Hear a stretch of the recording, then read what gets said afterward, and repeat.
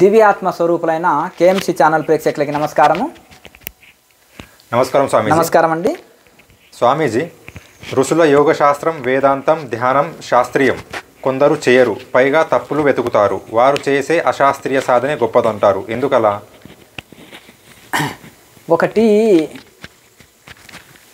తాబట్టిన కుందేటికి మూడే కాళ్ళు అన్నట్టుగా ఉంటుంది. వాళ్ళు శాస్త్రీయమైన సాధన చేయరు, శాస్త్రీయమైన ఋషి పరంపరలు ఉండరు, పైగా ఎదుటి వాళ్ళు చేసేదాన్ని వాళ్ళదే తప్పు అంటారు. కానీ ఋషులు సనాతనమైన మన భారతీయ ఋషులు ఎవరైతే ఉన్నారో ఆ ఋషులు అందించిందే శాస్త్రీయమైంది. ఈ కాలంలో విదేశీయులందరూ కూడా, వెస్ట్రన్ వాళ్ళు కూడా మన యొక్క వేదము, వేదాంతము, ఉపనిషత్తులు, యోగ శాస్త్రాలన్నీ శాస్త్రీయమైనవని వాళ్ళు తేల్చి చెప్పారు. వాళ్ళ శాస్త్రాలే కొన్ని శాస్త్రీయంగా లేవని వాళ్ళే ఒప్పుకుంటారు. అందుకనే మన ఋషులంతా విదేశాలు వెళ్ళి, ఇప్పుడు వివేకానంద స్వామి, జిడ్డు కృష్ణమూర్తి, అలాగే భక్తి వేదాంత స్వామి, అలాగే పరమహంస యోగానంద గారు, స్వామి రామ, ఇలా ఎందరెందరో, మహేష్ యోగి, ఇటువంటి వాళ్ళు ఎందరెందరో పోయితే వాళ్ళకు బ్రహ్మరథం పట్టారు అక్కడ. ఎందుకంటే అక్కడ ఆ విద్య లేనందుకు దీనికి బ్రహ్మరథం పట్టారు. ఇప్పుడు ఇస్కాన్లో ఎంతమంది అన్ని విదేశీయులు ఎందుకు దీన్ని అనుసరిస్తున్నారు? ఒక పవిత్రత ఉంది, ఒక పవిత్ర జీవన విధానం ఉంది, ఒక సంస్కృతి ఉంది, కొన్ని మంచి సదాచారం ఉంది. దానికని వాళ్ళు ఇందులోకి వచ్చారు. దానివలన వాళ్ళు కొన్ని నశా పదార్థాలు వదులుతారు, కొంత భోగ జీవితాన్ని వదిలిపెట్టడం వలన వీళ్ళకి కొంత శాంతి, కొంత ఆరోగ్యము, కొంత మనశ్శాంతి, కొంత ఆనందము కలుగుతుంది. కనుక మన ఋషులని అనుసరిస్తున్నారు. హిమాలయాల్లో కూడా ఎందరో వస్తున్నారు వాళ్ళు. విదేశీయులు కుంభమేళ అప్పుడు వచ్చి శిష్యులుగా మారిపోతున్నారు. కొంతమంది ఇక్కడ శిక్షణలు తీసుకొని వాళ్ళ దేశాలు వెళ్ళి బాగా సాధన చేసుకుంటున్నారు. కనుక అక్కడ మరి ఆ వెస్ట్రన్లో ఇంత గొప్పతనం ఉంటే దీన్ని ఎందుకు అనుసరిస్తారు? కనుక ఆ విధంగా వాళ్ళు చాలా మేధావి కలిగిన వాళ్ళు మనది ఎందుకు అనుసరిస్తున్నారంటే, వాళ్ళ దాంట్లో ఈ యొక్క 100% ఆధ్యాత్మికతం కాదు, భౌతిక విద్యలు కనుక ఇది ఆధ్యాత్మిక విద్యలు ఇక్కడ సంపూర్ణంగా శాస్త్రీయంగా ఉన్నాయని అనుసరిస్తున్నారు. ఆనాడు నలంద విశ్వవిద్యాలయం ఉన్నప్పుడే చాణక్యుడి ఆధ్వర్యంలో జరిగేది. అప్పుడే అన్ని దేశాలకు వెళ్ళి పడవల్లో వచ్చి వాళ్ళ పిల్లలు పీజీ పిహెచ్డీలు చదివేవాళ్ళు. యుద్ధ నైపుణ్యము, వేదము, వేదాంతము, యోగ శాస్త్రాలు అన్నిట్లలో నైపుణ్యము పొందేవాళ్ళు. మరి ఇప్పటికి కూడా మన సనాతన ఋషులదే గొప్పదని వాళ్ళు ఒప్పుకుంటున్నారు. ఇక మన దాంట్లో ఉండే కొంతమంది అజ్ఞానులు వెస్ట్రన్ బుక్స్ గొప్పవి అన్నట్టు ఆ వెస్ట్రన్ స్పిరిచువాలిటీని ప్రవేశపెట్టి జనాల్ని పిచ్చోళ్ళని చేస్తున్నారు. ఇక వీళ్ళ తెలుసుకోలేకుంటున్నారు. ఈ విద్యావంతులు, ధనవంతులు ఏంటంటే వీళ్ళకి ఆధ్యాత్మిక నాలెడ్జీ లేదు కనుక వీళ్ళు వాళ్ళని గుర్తించలేకపోతున్నారు. అలాగే మాలాంటి వాళ్ళము హిమాలయాల్లో గొప్ప గొప్ప ఋషులను తిరిగి చూసినాం కనుక, వాళ్ళ మధ్యలో గడిపినాం కనుక శాస్త్రాలు చదివిన అనుభవం ఉంది, తపస్సు చేసిన అనుభవం ఉంది. గొప్ప గొప్ప ఋషులతో అవధూతలు అంటే ఎట్లుంటారు, ఋషులు ఎట్లుంటారు అనేది వాళ్ళ దగ్గర మేము గడపగలిగినాము కనుక, వాళ్ళ శిష్యులుగా ఉన్నాము కనుక మేము పట్టుకోగలుగుతాం. ఇప్పుడు బంగారు పరీక్ష చేసే వాళ్ళు ఏం చేస్తారు? స్వచ్ఛమైన బంగారం వేస్తే గీట్రాయితో చెక్ చేస్తారు, అదొకటి. అది ఏది లేనప్పుడు కూడా ఇలా చూస్తే కూడా గుర్తుపడతారు. ఇప్పుడు గిల్టీ నగలు కూడా వచ్చినాయి, సేమ్ రోల్డ్ గోల్డ్ అని వచ్చినాయి, సేమ్ అట్లే ఉంటాయి. కానీ దాన్ని గుర్తుపట్టేది టెక్నిక్ తోటి ఇట్లా చూస్తేనే గుర్తుపడతాడు. మంచి అవసలి వాళ్ళు ఉన్నారు, గోల్డ్ స్మిత్ పనిచేసే వాళ్ళు, ఎండిని బంగారాన్ని ఇట్లా చూడంగా కూడా గుర్తుపెడతారు. వెండిని అయితే నేలకేసి కొడతాడు, టంగుమని శబ్దం వస్తే వెండి, లేకపోతే సౌండ్ వస్తే కేటెండి, డూప్లికేట్ ఎండి, సౌండ్ రాకపోతే వెండి అని కొన్ని చిహ్నాలు ఉంటాయి కొన్నిటికి, అలా గుర్తుపట్టగలుగుతారు. ఇంకొకటి, ఒక మంచి శిల్పి ఉన్నాడు, ఒక రాయిని చూడంగానే సుత్తితోటి ఇలా కొట్టి కూడా సౌండ్ని బట్టి దేనికి పనికి వస్తుంది అనేది ఆ శిల్పి కనుక్కుంటాడు. ఆ స్టోన్ని, ఈ స్టోన్ని ఎంతకాలం మన్నిక ఉంటుంది, దాని క్వాలిటీస్ అని చెప్పగలుగుతాడు. అలాగే ఈ విధంగా ఆ భూధాతుని బట్టి ఏ పంట వేయొచ్చు అనేది రైతుకు అనుభవం ఉంటుంది. అలాగే ఈ విధంగా ఇప్పుడు ఒక ఇంజనీరు ఆ స్థలాన్ని బట్టి, ఆ యొక్క భూమిని బట్టి ఎంత బునాది తీయాలి, ఏ మోడల్ డిజైన్ వేయాలి అనేది వెంటనే ప్లాన్ ఇవ్వగలుగుతాడు. అలాగే ఏ పనిలో కానీ అనుభవం ఉన్న వాళ్ళు అయితే వాళ్ళకి అందులో వెంటనే తెలుసుకోనగలుగుతారు. ఏ మట్టి కుండకు తయారు చేయడానికి ఉపయోగపడుతుంది అనేది కుమ్మరివాడు కనుక్కుంటారు. అలాగే ఒక యోగి కూడా ఒక మనిషితో సాంగత్యం చేసినప్పుడు అతని నడవడిక, తిండి, నిద్ర, వ్యవహారము, మాట, ఆచరణను బట్టి అతను ఏ స్థితిలో ఉండి తెలుసుకుంటాడు. అది ఏ పరంపర కూడా తెలుసుకోగలుగుతాడు. అలాగే అతని స్థితిని కనుక్కొనగలుగుతాడు. నాలుగు మాటలు అడిగి తెలుసుకొని అయినా కనుక్కొనగలుగుతాడు. అతని ప్రవర్తనను చూసి అయినా కనుక్కొనగలుగుతాడు. కానీ సామాన్యులు అలా తెలుసుకోలేకపోతున్నారు. కనుక ఇప్పుడు ఈ విధంగా మనము అందుకనే ఇంతమందిని ఇది చేసేస్తున్నారు. కనుక ఈ వెస్ట్రన్ అనేది ఆధ్యాత్మికము పరిపూర్ణంగా ఉండదు. అది ఆఫ్ మైండ్ బ్యాచ్ అంటారు. వెస్ట్రన్ బుక్స్ కానీ వెస్ట్రన్ స్పిరిచువాలిటీ మాత్రం ఆఫ్ మైండ్. అలాగే మన ఋషులది సనాతనమైన ఋషులది ఎప్పుడైతే గ్రంథాలను అనుసరించినా యోగ శాస్త్రాన్ని అనుసరించినా అవి పరిపూర్ణంగా ఉంటుంది. కనుక ఆ యొక్క సనాతన ఋషులనే అనుసరించాలి. నెక్స్ట్ స్వామీజీ, ఒక ఫౌండర్ ప్రపంచంలో నాయన్ని గ్రంథాలెవరూ చదవలే అంటారు. ఫ్రెండ్తో నేర్చుకున్నా కనుక గురువు పరంపర అక్కర్లేదు, నా అన్ని పరిశోధించి గురువైనా అంటారు. ఇంత పరిశోధించిన వారు నిద్రని శూన్యంను సమాధిగా ధ్యానంగా చెప్పి చప్పట్లు కొట్టిస్తారెందుకు? ఇక్కడే ఆఫ్ మైండ్ అని తెలుసుకోవచ్చు. ఎంత దొంగ అయినా వాడు ఏడనో ఒక తన సీసీ కెమెరాలకు పట్టుబడతాడు. ఎంత నటన చేసేటోడు కూడా ఏదో ఒక పాయింట్లో దొరికిపోతాడు. నటనే కదా. ఇప్పుడు నాన్ని గ్రంథాలు చదవలేదు, నా అంత ఇది చేయలేదు, నేను వీరుని శివుని అన్ని పరిశోధన చేసిన అంటే నిద్రను ఎప్పుడైతే సమాధి అన్నవో జీరో నాలెడ్జ్ అని తెలుసుకోవచ్చు. కళను ఎప్పుడైతే హాస్టల్ ట్రావెలింగ్ అన్నవో జీరో నాలెడ్జ్ అని తెలుసుకోవచ్చు. అర్థమైంది కదా. ఇప్పుడు బుద్ధుడు ఉన్నాడు, వీరుడు శివుడు అనుకున్నాం, తపస్సు చేసిందని అందరూ అనుకున్నాం, కానీ అంత శూన్యమే ఏమి లేదు అన్నారు. అక్కడే పడిపోయాడు. అంటే సాధన పూర్తి చేయలేదని మన ఋషులందరూ తెలుసుకొని ఆయనకు ఒక పేరు వేశారు, నిరీశ్వరవాదులు. నాస్తికవాదులు అనేది కూడా చోటు చేసుకుంటుంది వేదాంతంలో. మన ఋషులకి ఎంత గొప్ప విశాల హృదయము. నాస్తిక ఉపనిషత్తులు, అది నాస్తిక దర్శనాలు, ఆస్తిక దర్శనాలు అని ఉంటాయి. సెట్ దర్శనాలు 6 నాస్తిక దర్శనాలు, 6 ఆస్తిక దర్శనాలు. నాస్తికులకు కూడా అందులో చోటు కల్పించారు. తర్కశాస్త్రంలో కూడా ఈ తర్కానికి కూడా అందులో తావు ఇచ్చారు. మరి ఎంత విశాల హృదయమో చూడండి. కనుక ఏమి లేదు అన్నప్పుడు శూన్యం అంటే ఇక్కడ ఆఫ్ మైండ్ అని తేలిపోయింది. అంటే ఆకాశతత్వంలోకి వచ్చినప్పుడు విశుద్ధ చక్రంలో శూన్యతత్వము, ఆకాశతత్వము, శూన్యము, ఖాళీ, చీకటి, అది శూన్యతత్వము, ఆ విశుద్ధ చక్రం ఎన్లైట్మెంట్ పొందలేదని అక్కడే తెలుసుకోవచ్చు. ఎన్లైట్మెంట్ పొందితే ఒక చైతన్యం ఉంది అని ప్రతి మతం ఒప్పుకుంటుంది. ప్రతి ప్రవక్త ఒప్పుకుంటాడు, ఒక చైతన్యం ఉంది, ఒక భగవంతుడు ఉన్నాడు, ఒక గాడ్ ఉన్నాడని. మరి ఈ బౌద్ధులు ఒప్పుకుంటలేరంటే నిరీశ్వరవాదులు శూన్యవాదులుగా తయారైనారంటే ఇక్కడ వీళ్ళు సాధన పరిపూర్తి చేయలేదని తెలుసుకోవచ్చు. కనుక ఇంకొకటి, బుద్ధుడిని కొంతవరకు ఎక్కడ ఒప్పుకోవచ్చు అంటే ఆయన ఏదైతే దయా, దాక్షిణ్యము, కరుణ, యమనియమాలు పాటించాలి, అలాగే పంచశీలాలు పాటించాలి, అష్టాంగ మార్గాన్ని పాటించాలని కొన్ని నియమాలు చెప్పాడు. కాబట్టి ఈ నియమాలను ఎవరైనా ఒప్పుకుంటారు. ఇప్పుడు ఒకటి తప్పు ఉందనుకో, నిరీశ్వరవాది శూన్యం అని చెప్పాడు కాబట్టి అది తప్పు అని ఖండిస్తున్నాము. ఆయన ఏదైతే కొన్ని నియమాలు పెట్టాడో, సన్యాసికి ఉండవలసిన త్యాగము, నియమాలు, ఇది ఒప్పుకుంటాం. మళ్ళీ అది తప్పుని తప్పు అనాలి, ఒప్పుని ఒప్పు అనాలి. మళ్ళీ ఇంకొకటి, బుద్ధుడి తర్వాత 3వ తరం వాళ్ళు తాంత్రికము ప్రవేశపెట్టేసి దాన్ని భ్రష్టు పట్టించారు కదా. ఇక మరి భిక్షాటన చేయడము, మధుమాంసాలు తీసుకోవడం, వాడు భిక్ష పెట్టకపోతే వాడిని తన్ని కొట్టి తిని యజమాని తన సంపద దోచుకొని రావడం, పెళ్ళిళ్ళు చేసుకోవడం, 10 మంది పిల్లలు కనడం, గుండు కట్టుకొని మళ్ళీ కాషాయం కట్టి అందరు భిక్షాటన చేసి బతకొచ్చు, సోమర్తనంతో జీవించమని ఏదైతే తాంత్రిక సాధనలు చేసి అందులో కలిపారో. తాంత్రికం అంటే వైన్ తీసుకోవడం ఉంటుంది, వ్యభిచారం ఉంటుంది, దొంగతనం ఉంటుంది, అన్నీ కలిపారు అందులో. మరి అవన్నీ కలిపి ఇవన్నీ చేయడం వలన అక్కడ ఇంకా అందుకనే శంకరాచార్యులు చైనా తరమవలసిన పరిస్థితి వచ్చింది వారిని, ఇంట్లో జరిగే అరాచకాలని. కనుక ఇది తప్పుని తప్పు, ఒప్పుని ఒప్పు అనాలన్నమాట. ఈ విధంగా సామాన్యులా ఇవి తెలుసుకోలేరు ఇందులో లోపాలు. కనుక ఒక పరంపరని పేరు చెప్పినప్పుడు వాళ్ళు ఏ సిద్ధాంతాలు పాటిస్తారనేది తెలిసిపోతుంది. ఆ నటనతోటి పరంపర పేరు చెప్పకుండా అతని దినచర్యని బట్టి, జీవన విధానాన్ని బట్టి తెలుసుకోవచ్చు. కొద్దిసేపు మాట్లాడితే కూడా తెలుసుకోవచ్చు. ఎక్స్రే మిషన్ లాగా స్కానింగ్ తీయవచ్చు అనమాట, అతను ఫాలో అయ్యేది దేన్ని ఫాలో అవుతున్నాడు అనేది. కనుక ఈ యొక్క వెస్ట్రన్ ఇది అనేది అది అసలు స్పిరిచువాలిటీకి పనికిరాదు, అది ఆధ్యాత్మికకు పనికిరాదు. కొంతవరకు సైన్స్ వరకు వాళ్ళు ఓకే వెస్ట్రన్స్ది, కానీ ఆధ్యాత్మికము అస్సలు కుదరదు. కనుక ఈ వెస్ట్రన్ బుక్స్ చదివి మన హైందవులలోనే ఈ మూర్ఖులు ఈ అక్కడిది తీసుకొచ్చి మనకు రుద్ది ఇక్కడి వాళ్ళనే పిచ్చోళ్ళని చేసి ఇక్కడినే ఇది చేసేసి మొత్తం వాళ్ళని భ్రష్టు పట్టించి ఒక సదాచారం నుంచి వాళ్ళని నష్టపరుస్తున్నారు. ఎందుకంటే మన వాళ్ళకు తెలుస్తలేదు తెలుసుకోనికి. ఒక శిల్పి అయితే ఏ రాయి దేనికి మనకు వస్తుందో తెలుసుకుంటాడు. అలాగే ఒక మంచి ఇది గిల్టు బంగారమా ఒరిజినల్ బంగారమా అనేది ఒక మంచి అవసలి వాళ్ళు, గోల్డ్ స్మిత్ పని చేసే వాళ్ళైతే వెంటనే పట్టుకుంటారు. అలాగే ఇతను భోగ్య యోగి అనేది ఒక యోగే పట్టుకోగలుగుతాడు, సామాన్యుల వల్ల కాదు. కనుక వీళ్ళ పప్పులు ఉడుకుతున్నాయంటే సంపన్నులైన విద్యావంతులైనా వాళ్ళకు ఆధ్యాత్మికంలో ఏం తెలియదు కనుక ఈ గొర్రెలు ఏది చెప్తే అది నమ్ముతున్నారు అనేదానికి గుర్తు అన్నమాట ఇది.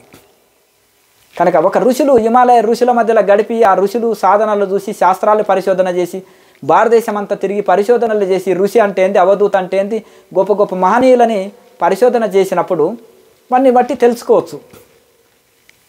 ఇప్పుడు కూడా ఏం చేసేస్తున్నారు అంటే ఒకటి అఘోరి అని, ఒకటి అవధూత అని, ఒకరు ఇది అని, మంచి ఇది అని, అందులో అనుభవం లేకుండా ఈ యూట్యూబ్ అనేది కూడా ఒక డస్ట్బిన్.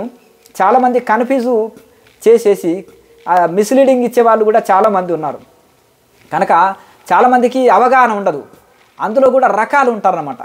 అవధూత అంటే తింటూ తిరుగుతూ మామూలుగానే అతీతంగా ఉండేవాళ్ళు కొందరు ఉంటారు, కొందరు నిరాహారులుగా ఉంటారు, కొందరు ఎవరితోటి మాట్లాడరు, కొంతమంది గొప్ప తపస్సు చేసి ఉంటారు, కొంతమంది జన్మలో ఏ తపస్సు చేయరు కానీ ఏ జీవికి హాని చేయకుండా దేన్ని పట్టించుకోకుండా తనలో తను రమిస్తూ దేని మీద ఆశ మోహం వదిలి జీవిస్తుంటారు. వీళ్ళు ప్రాథమిక స్థితి వాళ్ళు. వీళ్ళు అంటే ఇంకా అవధూతలో ఆ నిరాహార స్థితి ఉండి అతీత స్థితిలో గడిపే వాళ్ళు ఉత్తమోత్తమ అవధూతలు. ఉత్తమోత్తములు అంటే వాళ్ళు ఈ ప్రపంచాన్ని పంచభూతాలనే జయించిన వాళ్ళు. వాళ్ళకి ఆహారం అక్కర్లేదు, గాలి అవసరం లేదు, అగ్ని కాల్చలేదు, అలాగే వర్షం వాళ్ళని ఇబ్బంది పెట్టలేదు, పంచభూతాలు ఇబ్బంది పెట్టలేవు, ఏ జీవులు వారికి హాని చేయలేవు, వాళ్ళ కనుసైగలనే అన్నీ నడుస్తాయి. కానీ వాళ్ళు మాత్రం పిచ్చోళ్ళలాగానే ఉంటారు. అది ఉత్తమోత్తమ స్థాయి నడిసే దేవుని లాంటి వాళ్ళు అటువంటి అవధూతలు. కనుక ఇటువంటివి ఉంటాయి. అయితే ఈ కాలము ఏమిటంటే గొప్ప ఋషులు పొందే గౌరవం ఒక భోగులు పొందుతున్నారు. గురువు బ్రహ్మ విష్ణు మహేశ్వరుడితో సమానం. ఎవరు? ఒక గొప్ప మంచి తపస్సు చేసి శాస్త్రాన్ని చక్కగా అధ్యయనం చేసి వేదం ఉపనిషత్తులను అధ్యయనం చేసి తపస్సు చేసి అనుభూతి పొంది అది మళ్ళీ తిరిగి ఆయన అవధూతగా ఉండొచ్చు, తిరిగి లోకానికి నిస్వార్థ సేవ చేయొచ్చు. ఇది గురువుకు అర్హులు వాళ్ళు. ఇది సామాన్యులు కూడా ఆ యొక్క వాళ్ళు పొందే గౌరవము పొందుతున్నారు. వీళ్ళు చేసేదంతంత భోగమని ప్రచారం చేస్తూ భోగ కోరికలతో జీవిస్తూ కనకం కాంతం కీర్తిలో కొట్టుకొని పోతూ కకారంలో కొట్టుకొని పోతూ అంటే వీళ్ళకి భోగాలు కావాలి, ధనం కావాలి, ప్లస్ కీర్తి కావాలి. దీనికోసం ప్రాకులాడుతూ ఆ ఋషులు పొందే గౌరవం పొందుట కోసం ప్రాకులాడుతుంటారనమాట. కానీ ఇది నిజంగా దీనికి వీళ్ళు అర్హులు కారు. నిజమైన ఋషులే దానికి అర్హులవుతారు. కనుక సామాన్యులు తెలుసుకోలేని స్థితిలో ఉన్నారు. వీళ్ళు కన్ఫ్యూజ్ చేసి ఇన్ని గ్రంథాలు చదివి అన్ని గ్రంథాలు అంటే 1000 యజ్ఞాలు చేసి మూత్రంలో చేయగలిగాడంట ఒక ఆయన.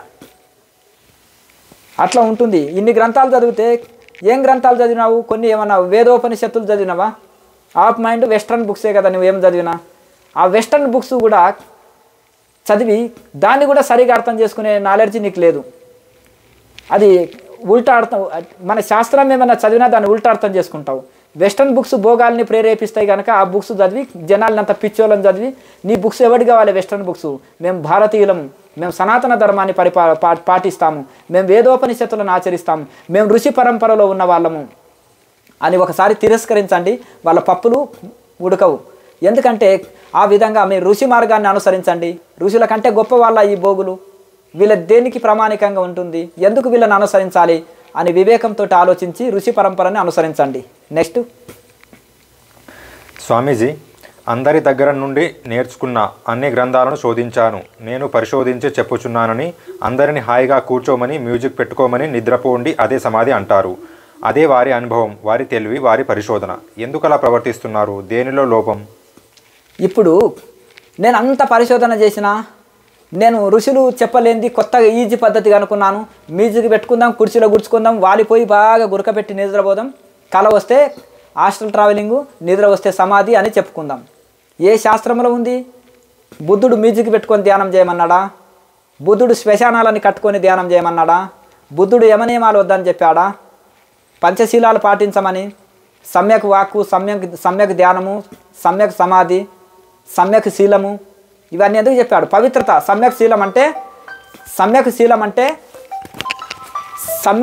అంటే శీలాన్ని పవిత్రంగా ఉంచుకో. సమ్యక్ వాక్ అంటే సత్యాన్నే పలుకు. సమ్యక్ వాక్కు అంటే సత్యాన్నే పలుకు. సమ్యక్ సమాధి అంటే చక్కగా సరి అయిన ధ్యానాన్ని చెయ్యి. ఇవన్నీ ఇంత మంచి నియమాలు ఆ మహానుభావుడు చెప్తే ఆయన పేరుని వాడుకుంటూ ఇటు ఆయన చెప్పిన పంచశీలాలు కూడా నియమాలు వద్దంటూ ఎంత త్యాగమో, మట్టి చిప్పలో భిక్షాటన చేస్తూ ఒక పూట భిక్ష తెచ్చుకొని తిని నేల మీదనే పడుకున్నాడు. ఎంత త్యాగమో ఆయనది. ఈ భోగులంతా ఆయన పేరుని వాడుకుంటూ భ్రష్టు పట్టియడమా? అలాగే ఈ విధంగా మరి ఆ బుక్స్ ఏమో ఓషోవి, ఆ మ్యూజిక్ ధ్యానం ఓషో చెప్పాడు. ఓషో ధ్యానం అని పెట్టుకోండి. ఆ ప్రత్యేకమైన కట్టడాలు ఓషో చెప్పాడు. ఓషో కట్టుకున్నాడు ఆల్రెడీ పూణేలో. 50 ఏళ్ళ కిందనే కట్టారు. మీరేం కట్టలే. ఆడ పోయి ఒక వారం రోజులు ఉండి దాన్ని కాపీ కొట్టి వచ్చి మేమేదో కనుక్కున్నాం అంటున్నారు. అలాగే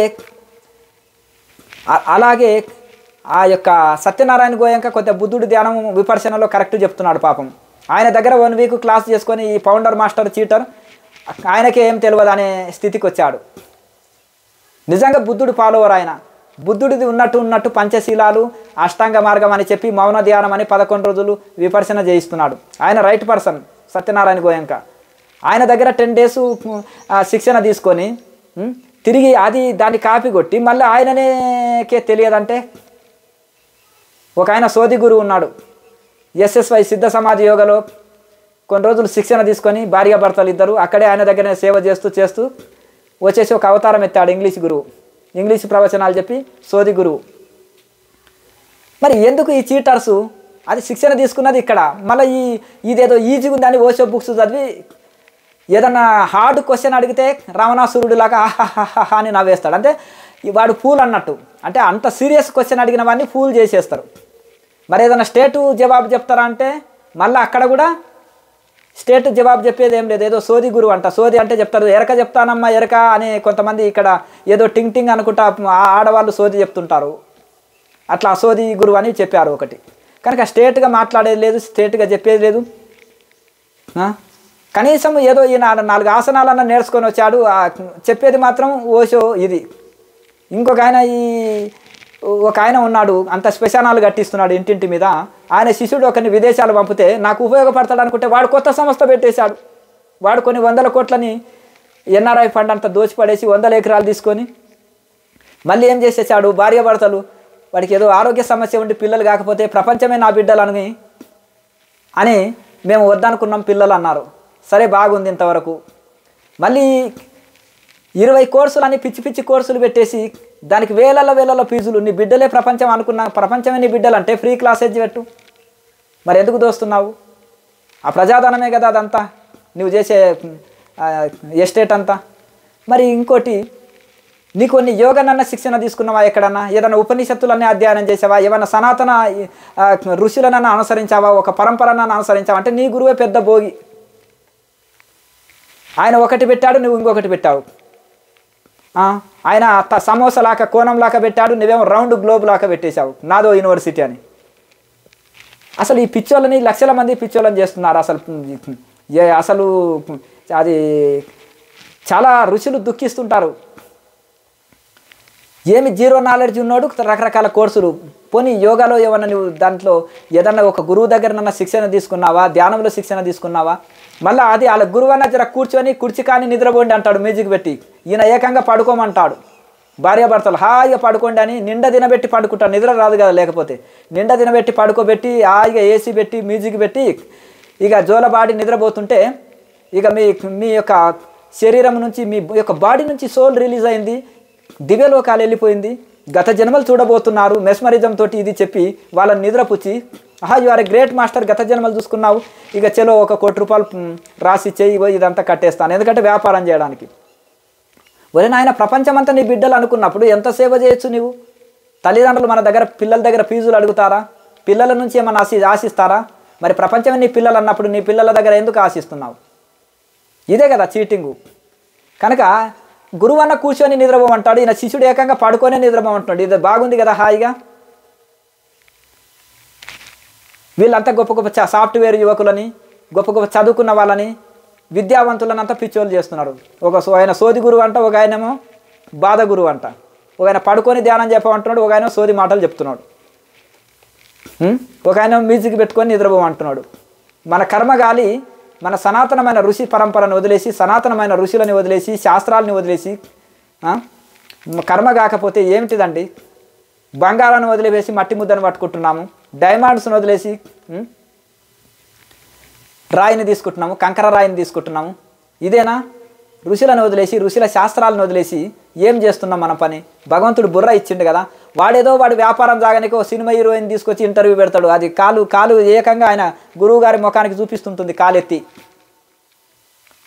క్వశ్చన్ అడగడానికి రాదు, ఒక గురువుతో ఎట్లా మాట్లాడాలో తెలియదు, కాలు మీద కాలేసుకొని గురువు ముఖానికి పెడుతుంటుంది ఫేస్కి ఇట్లా కాలు. ఎందుకు ఆ సెలబ్రిటీలు అంటే వాళ్ళ ఫాలోవర్స్ అంటే ఓహో ఈయనకి వచ్చేదేం లేదు, సినిమాకి ఎంత షూటింగ్ ఖర్చు అనేది వాళ్ళ అకౌంట్లో వేస్తారు, ఫ్లైట్ టికెట్ బుక్ చేసేది. వాళ్ళు ఏదో ఎంటర్టైన్మెంట్కి వచ్చేసి ఇట్లా చూసి సరదాగా అది ఉంటుంది కదా పిక్నిక్ వచ్చినట్టు చూసిపోనికే వాళ్ళు వస్తారు. ఇక యూత్ అంతా పిచ్చివాళ్ళు అయిపోతుంటారు ఏదో ఆహా ఊహు అని. ఇప్పుడు ప్రపంచం అంతా నీ పిల్లలంటే అందరికి ఫ్రీ సర్వీసెస్ అంది. ప్రపంచం అంతా దోసుడే తప్ప ఏమి సేవ అందిస్తున్నారు ప్రపంచానికి? ఏమైనా వచ్చిన వాళ్ళకన్నా పిడికాడు అన్నం పెడుతున్నారా ఫ్రీగా? క్యాంటీన్ అని పెడతారు, అడ్డగోలికి హోటల్ పెట్టేసి వాడు వచ్చినోడెల్లా ఆడ హోటల్లో తినిపోవాల్సిందే. ఇదేనా సనాతన ఋషుల నుంచి నేర్చుకున్నది? తర్వాత ఏమన్నా అన్నం పెట్టారా అంటే వాడు లక్షల్లో ఫీజులు తీసుకున్నోడికి వారం రోజులు ఆ కోర్స్ అయిపోయినాక అన్నం పెడితే పెట్టవచ్చు. ఇట్లా వ్యాపార దృష్టితో వ్యాపారమే చేస్తున్నారు తప్ప కనీసం ఇంత డబ్బులు దోచుకుంటూ వాళ్ళకి ఏమన్నా సరి అయిన మార్గాన్ని ఋషి మార్గాన్ని అన్న బోధిస్తున్నారంటే అది లేదు, ఇది లేదు. కనుక మీరు తెలివైన వాళ్ళుగా ఇది చేసేసి వీళ్ళు చెప్పే వెస్ట్రన్ స్పిరిచువాలిటీని చూడండి. ఒక్క పిచ్చోడు ఓషో ఎంతమంది పిచ్చోళ్ళని చేశారు. ఒక సోది గురువుని చేశాడు, ఒకరేమో నిద్రపోయి పడుకోబెట్టి ధ్యానం చేయించే గురువుని చేశాడు. స్లీపింగ్ మాస్టర్స్ అంటాం వీళ్ళని, స్లీపింగ్ చీటర్స్ అంటే ఇట్లా నిద్రని ధ్యానంగా బోధిస్తారు ప్లస్ అబద్ధం చెప్తారు కాబట్టి చీటర్స్.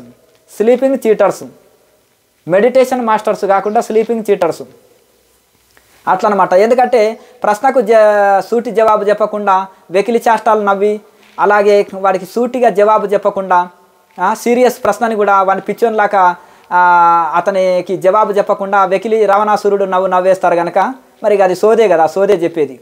కనుక ఈ విధంగా మీరు తెలివంతులయ్యి ఋషులు చెప్పిన మార్గాన్ని అనుసరించి తరించండి.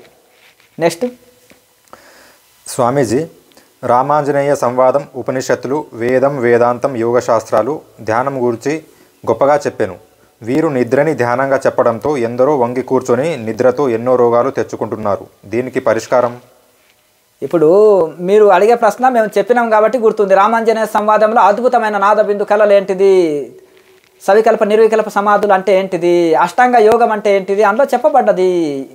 108 ఉపనిషత్తులకు వెళ్ళి ఏరి శ్రీరామచంద్రుల వారు హనుమంతుడికి చెప్పారు. మరి అందులో అది యోగ శాస్త్రము, వేదాంత శాస్త్రము, అద్భుతమైన ఒక ఆత్మజ్ఞానుల సబ్జెక్ట్ అది రామాంజనేయ సంవాదం, గురు శిష్య సంవాదం. మరి ఇవి వాళ్ళ ముఖానికి అవి చదివితే కదా, ఆ వెస్ట్రన్ బుక్స్ చదివి ఆ దళిద్రాన్ని అంతా వీళ్ళకు భారతీయులకు పూస్తున్నారు. కనుక మరి అది తెలిస్తే కదా ఇవన్నీ ఉపనిషత్తులు కానీ యోగ శాస్త్రాలు కానీ ఉన్నవి, దాన్ని సద్వినియోగం చేసుకోవాలి కదా. కనుక ఇవన్నీ రుద్దుతారు మనకు. వాడు ఎట్లా చీటరు, వాడు డబ్బుల కోసం వ్యాపారం చేస్తున్నాడు. మీ తెలివి ఏమైంది? మోసపోవద్దు, ఋషులను అనుసరించి తరించండి. మోసగాడు ఎట్లా మోసమే చేస్తుంటాడు, తెలివైనవాడు దాని నుంచి తప్పించుకోవాలి. మందమతి సుమతి అనే చేపల కథ మీరు భారతంలో వినే ఉంటారు. ఎన్ని వలలు వేసినా సుమతి తప్పించుకుంటుంది, మందమతి ఆ వలలో పడిపోతుంది. కనుక సుమతి లాగా వలలు వేసినా తప్పుకొని వెళ్ళిపోవాలి. అది తెలివైన వాడి. వాళ్ళు ఎన్ని వదలు వేసి ఎన్ని పన్నాగాలు పెట్టి ఎన్ని మ్యూజిక్ ఈవెంట్స్ అని పెడతారు, రకరకాలుగా జనాలను ఆకట్టుకోనికి, సంపన్నులను ఆకట్టుకోనికి రకరకాల వలలు విసురుతుంటారు. ఇక స్టేజ్ మీద నీవే వీరుడు శూరుడివి ఋషివి అని పొగుడుతుంటారు, డబ్బు కాజేయనికి బాగా పొగిడేస్తుంటారు. రకరకాలుగా ఎంటర్టైన్మెంట్ ప్రోగ్రామ్స్ ఇచ్చి పిక్నిక్ లాగా అలాగే టూరిజం లాగా చేసి పడేస్తారు సంస్థల్ని. ఆ చేసేసి అట్లా రకరకాలుగా వాళ్ళని అందరినీ దోచేసి వాళ్ళు ఒక కనకం కాంత కీర్తి కోసమే పనిచేస్తారు. కనుక అటువంటి వాళ్ళ నుంచి మీరు దూరం ఉండి ఏది ఋషి పరంపర, సనాతన పరంపర, ఏ ఋషి త్యాగంతో తపస్సు చేసి శాస్త్రాన్ని చక్కగా అధ్యయనం చేసి తపస్సు చేసి ఎన్లైట్మెంట్ పొంది లోకానికి నిస్వార్థ సేవ అందిస్తారో వాళ్ళని అనుసరించండి. ఇది సనాతన ధర్మము. నెక్స్ట్ స్వామీజీ, పెద్దలను వదిలితే చిన్న వయస్సు వారు చక్కగా ఆసనంలో కూర్చుంటారు. వారిని కూడా కుర్చీలో కూర్చోవచ్చు, వంగి కూర్చోవచ్చు అంటారు. ఎందుకు? వాళ్ళకు ఒకటి ఎందుకంటే వీళ్ళు సరి అయిన ఒక శాస్త్రాన్ని అనుసరించలే, ఒక గురువుని అనుసరించలే, ఒక పరంపరలో లేరు. కనీసం వాళ్ళకి మెడిటేషన్ అంటే కూడా తెలియదు. కనుక ఎట్లయినా కూర్చోవచ్చు, పడుకొని నిద్రపోవచ్చు, ఎట్లయినా ఉండొచ్చు అనేదానికి అట్లా అభ్యాసం చేశారు. ఇప్పుడు వీళ్ళకి నిద్ర రాదు కదా, నిద్ర రాకపోతే గురువు గారు ఆలోచనలు వస్తున్నాయంటారు. మరి వాడికి ఒక పెద్ద గొడవ, చిన్నపిల్లవాడిని జోలపాట వాడింది అనుకో, నిద్రపోతే వానితో సైలెంట్, తల్లికి ఏ గొడవ ఉండదు. వాడు మేలుకున్నాడు అనుకో, ఆలోచనలు వస్తున్నాయని అడుగుతాడు, దానికి జవాబు లేదు ఈయన దగ్గర. మళ్ళీ పోనీ నిద్ర వచ్చింది గురువు గారు అంటే సమాధి నాయన అదే అంటాడు. మళ్ళీ వాడు నిద్రపుచ్చాలంటే నిండుగా మనం ఏంటంటే భోంచేసినప్పుడు ధ్యానం చేయొద్దు అనేది యోగశాస్త్రం నియమం. వీళ్ళు ఏం చేస్తారంటే కమ్మగా రుచికరమైనవి 4 రకాలు తినబెట్టేసి ఇక మంచి హాయిగా కుర్చీ కానీ గోడ కానీ లేదంటే మంచిగా వంగి కూర్చొని ఆయన నిద్రపోండి అంటారు. ఇప్పుడు చిన్న యువకులు ఉన్నారు, 15 సంవత్సరాలు 20 సంవత్సరాల యువకులు, వాళ్ళు హాయిగా ఆసనం వేసుకొని ఎన్ని గంటలైనా కూర్చునే శక్తి వాళ్ళలో ఉంటుంది. వాళ్ళ చేయగా వాళ్ళకి అభ్యాసం అవుతుంది. వాడు మొదటి నుంచి వంగి కూర్చోవడం వలన ఇంకా 10 ఏళ్ళ తర్వాత పోతే వాడు రైట్గా చక్కగా కూర్చోమంటున్నా కూర్చోడు. ఇంకా అట్లే అభ్యాసం అవుతుంది. తప్పుడు మెడిటేషన్, రాంగ్ మెడిటేషన్ తోటి అలాగే రాంగే చేస్తుంటాడు. ఎడమ చేత్తో తినేవాడు జీవితాంతం ఎడమ చేత్తోటే తింటాడుగా. అంటే మొదలు తప్పుగా నేర్చుకుంటే తప్పుగానే ఇది చేస్తాడు. ఇప్పుడు ఒక మన చిన్న పిల్లవాడిని తీసుకొని ఫారిన్ కంట్రీస్లో వదిలేస్తే వాడు తెలుగు రాదు, ఇంగ్లీషే మాట్లాడతాడు. అంటే ఏది నేర్చుకుంటే అదే. మొక్క చిన్నగా ఉన్నప్పుడు సరి చేయకపోతే వంకర టింకరగా పెరుగుతుంటుంది, ఆ మానైనప్పుడు సరి చేయలేము. అలాగే మెడిటేషన్ నేర్చుకునేటప్పుడే రైట్ మెడిటేషన్ నేర్చుకుంటే అద్భుత ఫలితం ఉంటుంది. ఓ 10 ఏళ్ళ తర్వాత ఉల్టా ధ్యానం చేసేటోళ్ళని సరి చేయాలంటే మహా కష్టం. ఏమి తెలియని వాడిని, కొత్త వాడిని 1 గంట సేపట్లో శిక్షణ ఇచ్చి ఉత్తమ ధ్యానిగా చేయొచ్చు. కానీ వీళ్ళది అట్లా, ఎందుకంటే ఆ విధంగా కూర్చొని వంగి ఇది చేస్తారు. యూత్ చేయగలుగుతారు చక్కగా. మరి యూత్ కూడా ఆ రాంగ్ మెడిటేషనే రుద్దడం వలన వాళ్ళు కూడా వంగి కూర్చొని మెడ నరాల నొప్పి, డిస్క్ ప్రాబ్లము, సైకాలజీ పేషెంట్ల లాగా పిచ్చిగా మాట్లాడుతుంటూ ఇక ఇంద్రియాల కంట్రోల్ లేక యమనియమాలు లేకుండా గాలి జీవితం గడుపుతున్నారు. ఇప్పుడు ఇక్కడికే అదే క్రియాయోగ ధ్యానంలోకి వచ్చిన 70-80 సంవత్సరాల వయసు వాళ్ళు కూడా ఆసనం వేసి 5-6 గంటలు చక్కగా ఆసనం వేసుకొని చక్కగా సిద్ధాసనం పద్మాసనంలో కూర్చొని ఎలా చేయగలుగుతున్నారు? ఎందుకు? వీళ్ళ శరీరం సహకరిస్తుంది. రైట్ మెడిటేషన్ నేర్చుకున్నందుకు. ఆసనాలు, ముద్రలు, ప్రాణాయామము ఇవి ఉన్నాయి, క్రియాస్ ఉన్నాయి కనుక ఇవి దీనివలన వాళ్ళు పర్ఫెక్ట్ మెడిటేషన్ చేయగలుగుతున్నారు. ఇదే తేడా. ఇప్పుడు మంచి వైద్యుడు ఉన్నాడు, పెద్ద రోగం ఉన్న మంచి వైద్యుడు ఉన్నాడు, మంచి నియమాలు పథ్యము పాటించి ఉంటే ఎటువంటి రోగమైనా పోతుంది. కానీ వీడికి శిష్యుడికి పెద్ద రోగం ఉంది, వీడికేమో మెడిసిన్ ఏమో తెలియదు, డాక్టర్ చదువుకోలే, లేదంటే ఆ యొక్క ఆయుర్వేదం చేస్తే మూలికల గురించి తెలియదు, ఏదో నూరి ఇస్తే శిష్యుడు ఏమైపోవాలి వాడి శరీరం. అట్లా ఇది పరిస్థితి ఉంటుంది. కనుక ఈ విధంగా రామకృష్ణ పరమహంస అంటాడు, చిన్న పాము పెద్ద కప్పని మిగితే వాడి అహంకారం నశించకుండా దీనికి గొంతులోకి దిగక అవస్థ అవుతుంది, పెద్ద పాము చిన్న కప్పని టక్కున మిగి కూర్చుంటుందని ఉపమానం ఎప్పుడు చెప్తుంటాడు. కనుక ఇక శిష్యుడి అహంకారం పోదు, గురువుది పోదు, ఇక కొట్టుకుంటూ వస్తుంటారు ఇద్దరు. ఇది పరిస్థితి ఉంది. కనుక ఆ విధంగా మనకు ఒక మంచి గురువు, నియమాలు పాటించే గురువు అయితే ఒక రైట్ మార్గాన్ని చూపిస్తాడు. శిష్యుడు కొంత మనసు అంతర్ముఖం అవుతుంది, ఆ నియమాలతోటి అతనికి మనశ్శాంతి కలుగుతుంది, ఈ పుట్టడం సావడం అనే భవరోగం పోతుంది. కనుక ఈ విధంగా మనము రైట్ మార్గంలో అనుసరిస్తే, రైట్ ఋషులను అనుసరిస్తే వాళ్ళతో ఎంతో ఇన్స్పిరేషన్ వాళ్ళ జీవితాన్ని చూసి ఎంతో ఇన్స్పిరేషన్ పొందుతాము, ఆదర్శం కనిపిస్తుంది మనకు. ప్రతి అడుగున వాళ్ళు ఏమైనా సమస్యలు వచ్చిన ధ్యానంలో క్లియర్ చేస్తారు. ఆ యొక్క ధ్యానంలో ఇలా కాదు ఇలా అని సజెషన్లు ఇస్తారు. వీడు ఒక ప్రశ్న అడిగి ఎవరైనా శిష్యుడు గట్టి ప్రశ్న వేసాడనుకో, ఆ బుక్ చదిపోయి నా డౌట్ క్లియర్ అయింది అంటాడు. వాడు నిన్నమన్న ఆ బుక్ రాసిందే ఆఫ్ మైండోడు, అది 1 సంవత్సరం కింద రాశారు, ఒక వెస్ట్రన్ మనిషి రాసిన బుక్కు, అందులో డౌట్లు క్లియర్ ఏంటిది చెప్పండి? మన ఋషులు లేవా, ఉపనిషత్తులు లేవా? ఇవి చదివితే కదా నీ డౌట్ కూడా క్లియర్ అవుతుంది. అందులో చదువు. ఇంకా గట్టి ప్రశ్న వేస్తే నువ్వు తలబలిగి వస్తావు, నీకు ఆ జవాబు వద్దు. ఇదా ఒక గురువు చెప్పే ప్రశ్న. సీరియస్ క్వశ్చన్ వేస్తే ఒకడేమో వెకిలి నవ్వుతాడు, దానికి సూటి జవాబు చెప్పకుండా సోది జవాబు చెప్పిపోతాడు. గిటువంటి వాళ్ళు మన కర్మగాలి, గిటువంటి వాళ్ళు మనకు ఇది అయిపోయినరు. ఏందయ్యా ఇంగ్లీష్ బాగా ఉపన్యాసం చెప్పేవాడు జగద్గురువు ఈ కాలంలో. లేకపోతే 2 హెలికాప్టర్లు పెట్టుకొని మంచి లగ్జరీగా జనాలని అంతా టోపీ పెట్టేసి ఆస్తులు బాగా కూర్చిన వాడు జగద్గురువు ఈ కాలంలో. అరే గొప్ప గొప్ప మహానుభావులు బ్రహ్మచర్యము పాటించి సన్యాసం స్వీకరించి సంస్కృతంలో పాండిత్యం ఉండి తపస్సులు చేసిన గొప్ప మహానుభావులు ఉన్నారు. ఇంకా గొప్ప వాళ్ళు అవధూతలు ఉన్నారు. ఋషి పరంపర ఉంది, వేదాలు, ఉపనిషత్తులు, శాస్త్రాలు ఉన్నాయి. వీళ్ళనందరూ వదిలిపెట్టేసి వెస్ట్రన్ బుక్స్ చదివి వెస్ట్రన్ జీవితాన్ని ప్రోత్సహించి, భోగ జీవితాన్ని ప్రోత్సహించి ప్రజల ఏమి తెలియకుండానే ఉండి మేమే గొప్ప వాళ్ళమని ప్రజల ధనమంతా దోచి, వాళ్ళ సమయాన్ని వృధా చేసి, వాళ్ళ ధనాన్ని వృధా చేసి, వాళ్ళ శ్రమ దోపిడీ చేసి, వాళ్ళతో ప్రచారం చేయించుకొని, వాళ్ళతో వెడ్డి చాకరీ చేయించుకొని వాళ్ళని భ్రష్టు పట్టించే ఈ వెధవలని మీరు ఎందుకు పార్టీ ఇచ్చి ఈ చీటర్స్ని ఎందుకు తోటి మీ జీవితాలను నాశనం చేసుకుంటారు? వాళ్ళ చేతుల్లో మీ జీవితాన్ని పెట్టేసి కొద్దిగా వివేకంతో ఆలోచించి ఋషులను అనుసరించండి, సనాతన ధర్మాన్ని ఆచరించండి. సనాతన వేదాంత శాస్త్రము, యోగ శాస్త్రము, ధ్యాన శాస్త్రాన్ని, అష్టాంగ మార్గాన్ని, అష్టాంగ యోగాన్ని అనుసరించండి. సనాతనమైన ఋషుల మార్గంలో వెళ్ళండి, హిమాలయన్ ఋషులని అనుసరించండి. ఒక చదువు రాని వాడికి ఒక పిహెచ్డి చేసిన వానికి అంత తేడా ఉంటుంది ఈ అజ్ఞానుల వెస్టర్న్ బుక్స్కు ఆ ఋషులకి. అతీంద్రియ జ్ఞానులైన వాళ్ళు హెలికాప్టర్ తోటి చూస్తే మొత్తం నక్ష పర్ఫెక్ట్ ఉంటుంది, నడుల్లో ఉండి రాస్తే నక్ష నాలుగు గోడలే కనిపిస్తాయి. అతీంద్రియ జ్ఞానులు రాసిన పుస్తకాలు, అతీంద్రియ జ్ఞానులు చెప్పిన ఆ శాస్త్రాల్ని, ఆ ఋషులను అనుసరించండి. లక్షల సంవత్సరాలు తపస్సు చేశారు, త్యాగం ఉంది, తపస్సు ఉంది, సేవ ఉంది. మన కోసం కరుణించి వాళ్ళు విశాల భావంతో ఎన్నో చెప్పిపోయారు, మంచి చెప్పిపోయారు, మంచి గ్రంథ రూపం చేసిపోయారు. దాన్ని అనుసరించి తరించండి. ఈ అజ్ఞానులని భోగులని అనుసరించి ఎందుకు ఈ చీటర్స్ని అనుసరించి జీవితాలను నాశనం చేసుకుంటారు? టైం వేస్ట్, ఎనర్జీ వేస్ట్, డబ్బు వేస్ట్, సమయం వేస్ట్. సమయం ఎంత విలువైంది? ఒక్కొక్కరు 10-15 సంవత్సరాలు వేస్ట్ చేసుకొని ఏడుస్తూ వస్తారు ఇక్కడికి. నెక్స్ట్ స్వామీజీ, క్రియాయోగ సంస్థల్లో 80 సంవత్సరాల వృద్ధులైన చక్కటి ఆసనం చక్కగా కూర్చొని ధ్యానిస్తారు. శూన్య ధ్యాన సంస్థల్లో యువత అయిన వంగి కూర్చొని నిద్రపోతారు. దేనిలో లోపం? అంటే వీళ్ళు స్లీపింగ్ మెడిటేషన్ చీటర్స్ అట్లనమాట. స్లీపింగ్ మెడిటేషన్ చీటర్స్ అనమాట. అంటే కూర్చొని నిద్రపోతూ ఇంకా మళ్ళీ దీన్ని ప్రచారం చేస్తారు కాబట్టి అందుకనే చీటర్స్ అనమాట. కనుక మరి వాళ్ళు అలాగే ఒక ఋషి పరంపరలో, సనాతన పరంపరలో, హిమాలయన్ పరంపరలో ఎవరు శిక్షణ తీసుకున్న ధ్యానంలో, ఉపనిషత్తు ప్రకారము, భగవద్గీత ప్రకారము ఎవరు శిక్షణ తీసుకున్నా, క్రియాయోగ మెడిటేషన్ ప్రకారము, పతంజలి మహర్షి చెప్పిన క్రియాయోగము ఇది.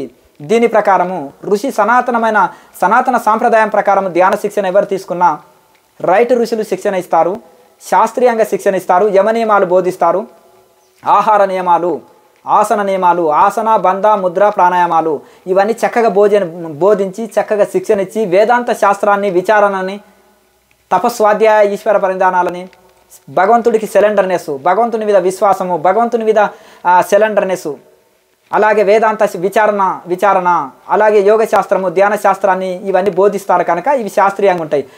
వీడికి దేవుడు అంటేనే నమ్మకం లేదు, దేవతలే లేరంటారు. శూన్యవాదులు వీళ్ళు శూన్యవాదులు, నిరీశ్వరవాదులు. వీళ్ళ దగ్గర మనం నేర్చుకోవడం ఏంటిది? మనం భక్తి కలిగిన వాళ్ళము. భగవంతుడు అంటే భయం ఉంది, భక్తి ఉంది, నమ్మకం ఉంది, విశ్వాసం ఉంది. వీడికి భయం అంటే భక్తి లేదు, మేమే దేవతలు అన్నవాడు ఎంత అహంకారానికి వచ్చాడు మరి. కనుక ఈ విధంగా భయం లేదు, భక్తి లేదు, శీలం లేదు, పవిత్రత లేదు, యమనియమాలు లేవు, సంస్కారం లేదు. ఈ సంస్కారహీనులు మనకేం నేర్పుతారు సంస్కారం? కనుక గొప్ప గొప్ప సాధు సత్పురుషులేమో దీని గురించి మాట్లాడతలేరు, గొప్ప గొప్ప అవధూతలేమో మౌనాన్ని వహిస్తున్నారు. మరి ఇక ఎట్లా తెలుసుకుంటారు చెప్పండి? ఇప్పుడు మనం భగవద్గీతను, ఉపనిషత్తులు అధ్యయనం చేసి కూర్చోవడం కాదు, రైట్ వే రాంగ్ వే మొదలు తెలుసుకొని తర్వాత వాటిని అధ్యయనం చేయవలసి వస్తుంది. వాటిని అధ్యయనం చేసి ఇంట్లో తప్పులన్నా తెలుసుకోవాలి. మరి రాంగ్ వేని వదిలి రైట్ వేలో వెళ్తే మన జీవితం ధన్యమవుతుంది. అడవిలో పోతే దారి దొరకక జీవితం వేస్ట్ అయిపోతుంది. అలాగే రైట్ మార్గంలో బైపాస్లో వెళ్తే షార్ట్కట్లో మనము మార్గాన్ని చేరుకుంటాం. ఫ్లైట్ ఎక్కితే విశ్వనాథుని గంటలో దర్శనం చేసుకుంటాం. అలాగే ఆ విధంగా ఈ విధంగా మనము తెలివివంతులుగా విచారణ చేసి ఋషులను అనుసరించండి. ఎవరైతే అబద్ధపు ప్రచారాలతోటి అబద్ధం ధ్యానాన్ని, ఆ వెస్ట్రన్ దాన్ని మనకు రుద్దుతారో వాళ్ళు చీటర్స్ అన్నమాట. నెక్స్ట్ స్వామీజీ, ఫౌండర్కి శరీరం సహకరించకపోవచ్చు, శరీరం సహకరించే వారికన్నా శాస్త్రీయంగా ధ్యానం చెప్పవచ్చు కదా? సరే, ఆయన ముసలోడు అంటే కాళ్ళు చేతులు వంగవనుకో ఫౌండర్కు. మరి యువకులకైనా నాయన మీరు చక్కగా కూర్చోగలుగుతారు, ఆసనం వేసుకొని కూర్చొని మెడిటేషన్ చేయండి, సమకాయ, శిరోగ్రీవం, మేరుదండ మిటారు పెట్టుకోండి, మనసుని భూమధ్యంలో నిలపండి, చక్కగా చేయండి అని చెప్పొచ్చు కదా. ఒక ఆయన అంటుండే, చక్కగా కూర్చుంటే నడుము నొప్పి వస్తుందండి, అందుకని వంగి కూర్చోండి, నొప్పి మీదకే ధ్యాస పోతుంది కదా అని అంటున్నారు. అదే నువ్వు చక్కనే కూర్చుంటేనే వెన్ను నొప్పి వస్తానే వాళ్ళది మీరు ఏం ధ్యానం? ఇంకా బాణమే పట్టుకోలేని వాడికి యుద్ధం ఏం చేస్తాడు? వాడికి బాణమే పట్టుకోనికే చేతులు వంకుతున్నాయి, ఇంకా యుద్ధం ఏం చేస్తాడు? అని నువ్వు మిషన్ గన్నే పట్టుకోనికే పోతున్నావు, సరిగా రాదు నీకు, వంకిపోయి పడేస్తున్నావు, దాన్ని బరువే మోయలేకపోతున్నావు. మిషన్ గన్ ఎంత ఉంటుంది? దాని బరువే AK-47 నువ్వు బరువు మోయలేని వాడివి. నువ్వు అక్కడ పోయి అక్కడ బార్డర్లో ఉండి ఆర్మీగా ఉండి నువ్వేమి యుద్ధం చేస్తావు? ఆ రోజంతా చూడండి ఆర్మీ వాళ్ళు అంత ఫిట్నెస్ లేకపోతే అది హిమాలయ కొండల్లో ఆ భుజాలకు వేసుకొని పోతుంటారా బార్డర్లో, రోజుల తరబడి నిలబడి ఉంటారు. ఎంత ఫిట్నెస్ ఉంటుంది, రోజుల తరబడి పోతే వాళ్ళకి ట్రైనింగ్లు ఎట్లా ఉంటాయి, ఆర్మీ ట్రైనింగ్లనే ఫిల్టర్ చేసేస్తారు కదా. నువ్వు చక్కనే కూర్చోలేని వాడివి ఏం ధ్యానం ఏం చేస్తావు మరి? వంగి కూర్చుంటే డిస్క్ ప్రాబ్లం రాదా, నడుము ప్రాబ్లము, మెడ నొప్పుల ప్రాబ్లం రాదా? మొదలు ఆ శరీరం స్థిరపరచుకోనికి ఆసనాల ప్రాణాయామంలో శిక్షణ ఇవ్వు, దానికే ఆ ఫిట్నెస్ రానికే, తర్వాత ధ్యానం చెప్పు. మరి లేకపోతే ఎక్కువ ఆసనాలతోటి కూడా అవసరం లేదు. ఎవరైతే రైట్గా చక్కగా కూర్చొని అభ్యాసంలో ప్రాణాయామంలో పట్టు సాధిస్తే ఆటోమేటిక్గా ఫిట్నెస్ వస్తుంది, నాడి మండల శుద్ధి అవుతుంది, నిద్రలోకి జారుకోరు, శరీరంలో స్ట్రెంగ్త్ పెరుగుతుంది, శరీరంలో నాడుల్లో శక్తి పవర్ వస్తుంది, గంటల తరబడి కూర్చోగలుగుతారు. అందరినీ వాళ్ళు భ్రష్టు పట్టించినట్టే కదా. ఈయనకు ఒళ్ళు వంగకపోవచ్చు, కానీ అది యువకులు వస్తున్నారు కదా, చిన్న చిన్న పిల్లలకి, వాళ్ళని కూడా వాళ్ళకన్నా రైట్ మెడిటేషన్ చెప్పొచ్చు కదా. పోనీ 20 సంవత్సరాలు నాయన 10-12 ఏళ్ళ నుంచి మీరు ధ్యానం చేస్తున్నారు, మీరు ఇక్కడి నుంచి నియమాలు పాటించాలి. కొత్త వాళ్ళకి నేను ధ్యానంలోకి లాగనికే ఏ నియమాలు చెప్పను, వాళ్ళని వదిలేతాం, ప్లే స్కూల్ అది, మీరు మాత్రం నియమాలు ఉండాలని చెప్పు చూద్దాం. చెప్పరు అట్లా. ప్లే స్కూల్ లాగా ఎంతసేపు, ప్లే స్కూల్లో చదువు ఉండదు, ఆటలు పాటలే ఉంటాయి. ఇక ప్లే స్కూల్ లాకనేగా మ్యూజిక్లు పెట్టుకొని ఎరుగు ఈవెంట్స్ పెట్టి ఎగిరి దూకు, నిండా తిను నిద్రపో, ఇదే కదా దానికో ఆధ్యాత్మికము. Sleeping meditation, great sleepers, great masters కదా, గ్రేట్ స్లీపర్స్ అంటే గొప్పగా నిద్రపోయేటోళ్ళు గురకబెట్టి, గ్రేట్ చీటర్స్, ఇది బాగా ఇది అవుతుంది. మరి అంతే కదా వీళ్ళు చేసేది, గ్రేట్ స్లీపింగ్ చేస్తారు కనుక వీరు గ్రేట్ స్లీపర్స్. గ్రేట్ చీటింగ్ అంటే 1000 అబద్ధాలు 1,00,000 అబద్ధాలు ఆడతారు నోరు తెరిస్తే కనుక గ్రేట్ చీటర్స్ అనమాట. దీంట్లో మాత్రం వీళ్ళకి గోల్డ్ మెడల్ ఇవ్వచ్చు. కనుక ఈ ఋషులను అనుసరించండి. ఇది భారతదేశము, ఎంతో శాస్త్రాలు ఉన్నాయి, ఋషులు ఉన్నారు, హిమాలయ ఋషులు ఉన్నారు, ఎన్నో గ్రంథాలు రాసిపెట్టారు, ఉపనిషత్తులు ఉన్నాయి, వేదోపనిషత్తులు ఉన్నాయి. వాటిని అనుసరించండి. ఋషులు ఉన్నారు, వాళ్ళ దగ్గర శిక్షణ తీసుకోండి. ఎందులో ఏ ఋషి దగ్గర శిక్షణ తీసుకున్నాడు, ఏ పరంపరలో ఉన్నాడు, ఏ శాస్త్రాలని అనుసరించాడు, ఏమీ తెలుసు. పొట్ట తినిస్తే ఒక అక్షరం రాదు. పోనీ నిరూపించండి, ఒక 2 రోజులు ఆహారం తీసుకోకుండా నిరూపించండి, నేను బాడీ ఫిట్ మైండ్ ఫిట్ ఉందని. ఒక నెల రోజులు బ్రహ్మచర్యం పాటించి చూపెట్టండి, నాలో నిగ్రహ శక్తి ఉందని. మరి ఏ దాంట్లతో వాళ్ళ కాళ్ళు బిరుదులు, బ్రహ్మర్షులు, మహర్షులు, ఓ బ్రహ్మ విద్వారినులు, ఇంకేదేదో గ్రేట్ మాస్టర్స్, ఎవడిస్తున్నాడు బిరుదులు?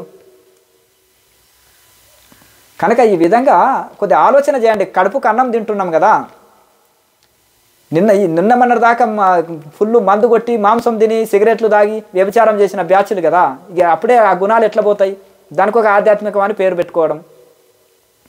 ఇప్పటికీ ఏమైనా తగ్గినాయా? ఇప్పటికి కూడా లోన లొటారం మీద పటారం అన్నట్టుగా లోపల అది జరుగుతూనే ఉంటుంది, తెలియనే ఉంది. ఒక్కడు DNA టెస్ట్లో నిలవమని చెప్పండి, నేను వైన్ తాగను, సిగరెట్ తాగను, వ్యభిచారం చేయను, నేను పవిత్రుణ్ణి, శీలం పవిత్రము అని. మరి ఎందుకు చెప్పండి ఈ మోసపూరిత జీవితము?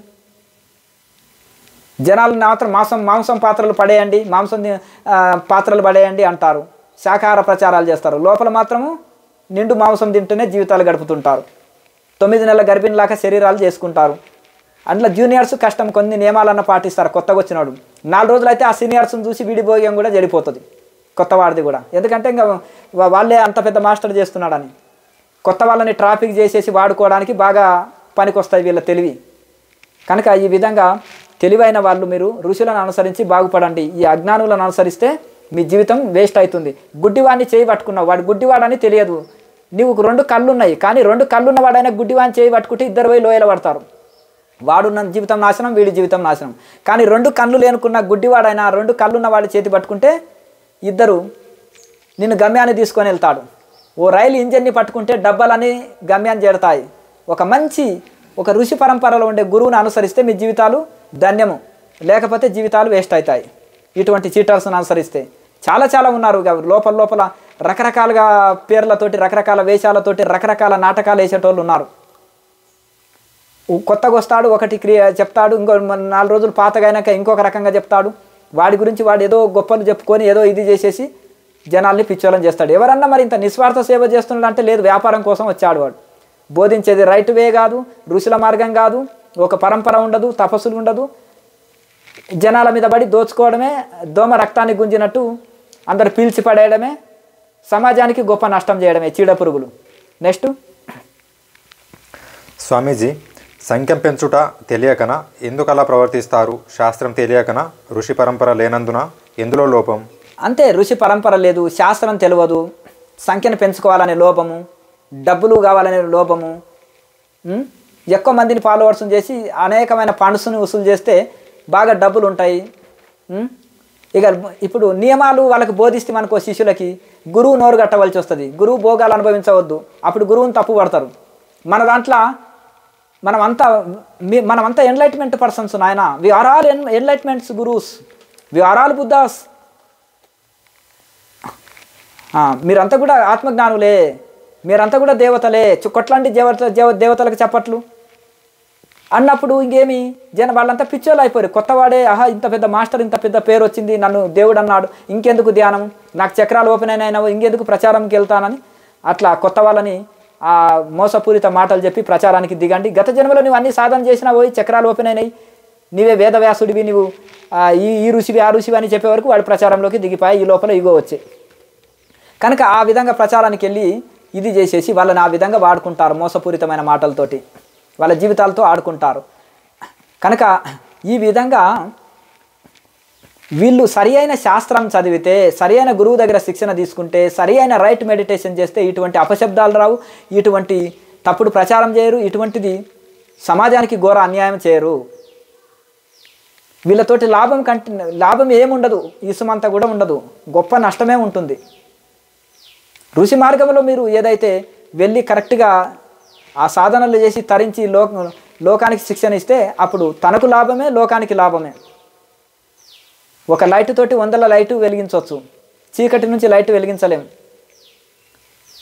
ఒక డబ్బా ఇంకో డబ్బాని లాక్కొని వెళ్ళదు, ఒక రైలు ఇంజనే జడమైన డబ్బాని లాక్కొని వెళ్తుంది. ఒక గుడ్డివాడు ఇంకోటికి దారి చూపెట్టలేడు, ఒక 2 కళ్ళున్న వాడే దారి చూపెట్టగలుగుతాడు. 2 రోజుల్లో నీకు చక్రాలు ఓపెన్ అయినా అనడానికి కడుపుకు అన్నం తింటున్నారా, బుద్ధి లేదు, వాళ్ళని మిస్లీడింగ్ చేయడానికి. గత జన్మలో నీవు ఈ అవతారం ఆ అవతారం అని వాడి కొత్తగా వచ్చిన వాడికి చెప్పి వాడి జీవితాలతో ఆడుకోవడానికి బుద్ధి లేదు. అట్లా చేయడం వలన వాళ్ళ జీవితాలు నాశనం అయితలేవా? ఎంతమంది యూత్ వాళ్ళు సైకాలజీ పేషెంట్లలాగా అయిపోయినారు, ఎంతమంది వృద్ధులు మెడిసిన్ వాడకుండా వాళ్ళ జీవితాలు చనిపోయారు, ఎంతమంది స్త్రీలు వాళ్ళ శీలాన్ని గట్టెక్కినాయి, ఎంతమంది స్త్రీలు వాళ్ళ భర్తను వదిలేసి సంస్థలు జాయిన్ అయ్యి ప్రచారానికి దిగారు. భర్త ఒప్పుకుంటలేడంటే వెధవని వదిలేసి వచ్చాయి, అక్కడ నీకు 100 మంది మొగుళ్ళు దొరుకుతారు. ఇక్కడ ఇదే కదా, ఇదేనా ఒక గురువుగా ఉండి బోధించేది? కనుక ఈ విధంగా వాళ్ళ జీవితాలతో ఆడుకొని వాళ్ళ జీవితాలను నాశనం చేయడానికే కదా ఈ ఆధ్యాత్మిక సంస్థలు ఉన్నాయి. తెలివైన వాళ్ళు మీరే గ్రహించండి, మీకే వదిలేస్తున్నాను. నెక్స్ట్ స్వామీజీ, నాకు అన్నీ తెలుసు, అన్నీ శోధించిన అంటారు, మరి ఎలా అయినా కూర్చోవచ్చు, నిద్రనే సమాధి అని ప్రచారం చేస్తున్నారు, ఎందుకు అలా చేస్తున్నారు? వీరి మైండ్ ఏ స్థాయిలో ఉంటుంది? ఇప్పుడు అన్నీ తెలిసిన వాళ్ళు అలా చేయరు కదా, ఏం తెలియని వాడే కదా. అన్నీ తెలిసిన వాళ్ళు ఇప్పుడు నాకు అది కనిపిస్తలేదు అంటే గుడ్డివాడికి కనిపిస్తలేదు కదా పట్టపగలు. నాకు కనిపిస్తలేదు, నాకు కళ్ళు ఉన్నాయి కానీ కనిపిస్తలేదు అంటే ఎట్లా ఉంటుంది? గుడ్డివాడివి కనిపిస్తలేదు. కనుక ఈ శాస్త్రాల్ని చక్కగా అధ్యయనం చేస్తేనే నీకు అన్నీ తెలుసు. ఆ వెస్ట్రన్ బుక్స్ చదివితే నీకేం తెలుసు? ఓషో బుక్స్ ఏమంటాడు? ఆ ఓషో బుక్స్ వ్యభిచారం వాడికి పవిత్రం, అర్థమైంది కదా.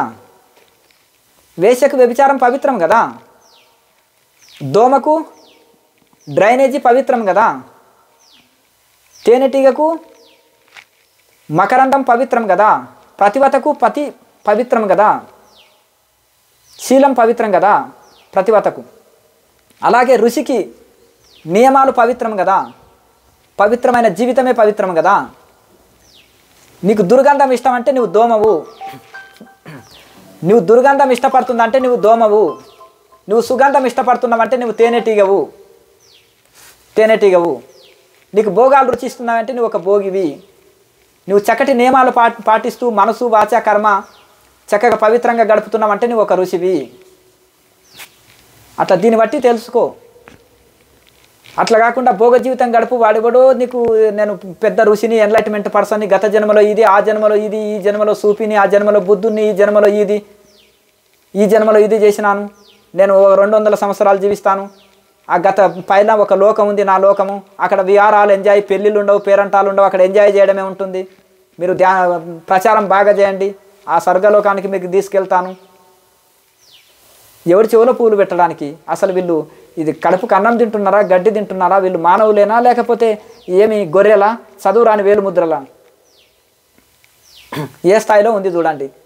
కనీసం పెద్ద పెద్ద చదువులు చదువుకున్న వాళ్ళు, సంపన్నులు కూడా వీళ్ళ వలలో పడిపోయి జీవితాలను నాశనం చేసుకుంటున్నారు. పెద్ద పెద్ద డాక్టర్లు, ఇంజనీర్లు, పెద్ద పెద్ద చదువులు చదివిన వాళ్ళు వీళ్ళని అడ్డు పెట్టుకొని ఆ సంస్థలు వీళ్ళ ద్వారా ప్రచారం చేయడం, వీళ్ళ ద్వారా డొనేషన్లు కలెక్ట్ చేయడం, వీళ్ళని పావుల్లాగా వాడుకున్నట్టు శారీరకంగా, మానసికంగా, ధన రూపమున, శక్తి రూపంలో అన్ని వాడుకోవడం వల్లని వాళ్ళ శ్రమ దోపిడీ చేయడం, ధన దోపిడీ చేయడం ఇదే జరుగుతుంది.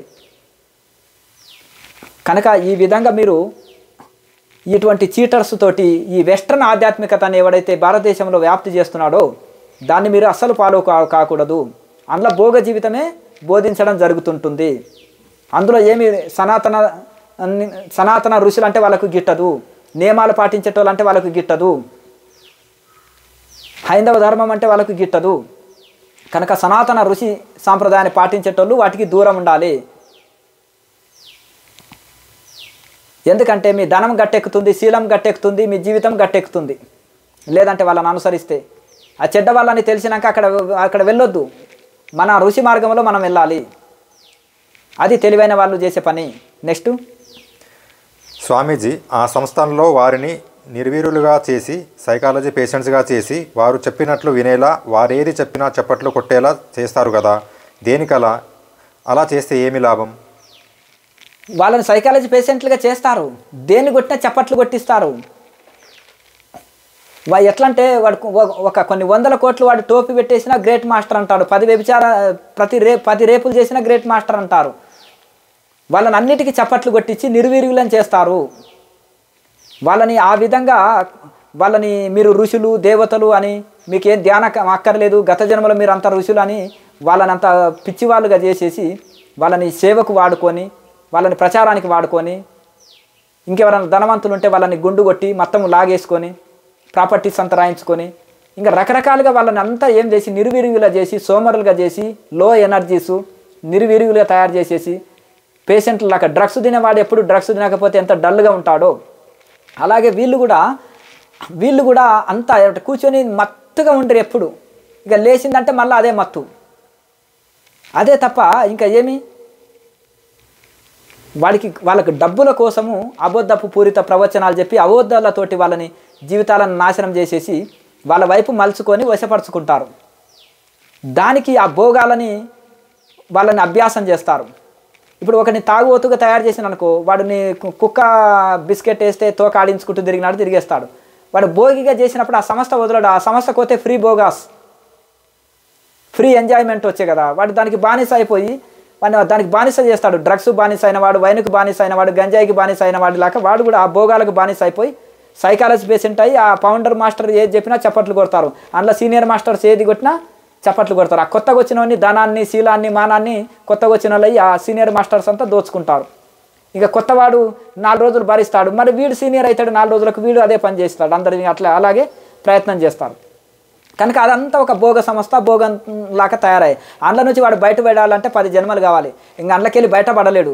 ఒకవేళ మారాలి, ఇది తప్పు అని తెలుసుకున్నా 4 రోజులు బయటకు వచ్చినా మళ్ళీ తట్టుకోలేడు. మళ్ళీ తాగుబోతు వైన్ దగ్గరికి వెళ్ళినట్టే ఆ విధంగా అవుతాడు. అంత నిర్వీర్యులుగా, అంత సైకాలజీ పేషెంట్లలాగా, అంత చేతగాని వాళ్ళలాగా వాళ్ళని ఆ విధంగా తయారు చేసి సైకాలజీ పేషెంట్లుగా వాళ్ళ ధన ప్రాణమానాలని దొంగిలిస్తున్న దొంగలు వీళ్ళు.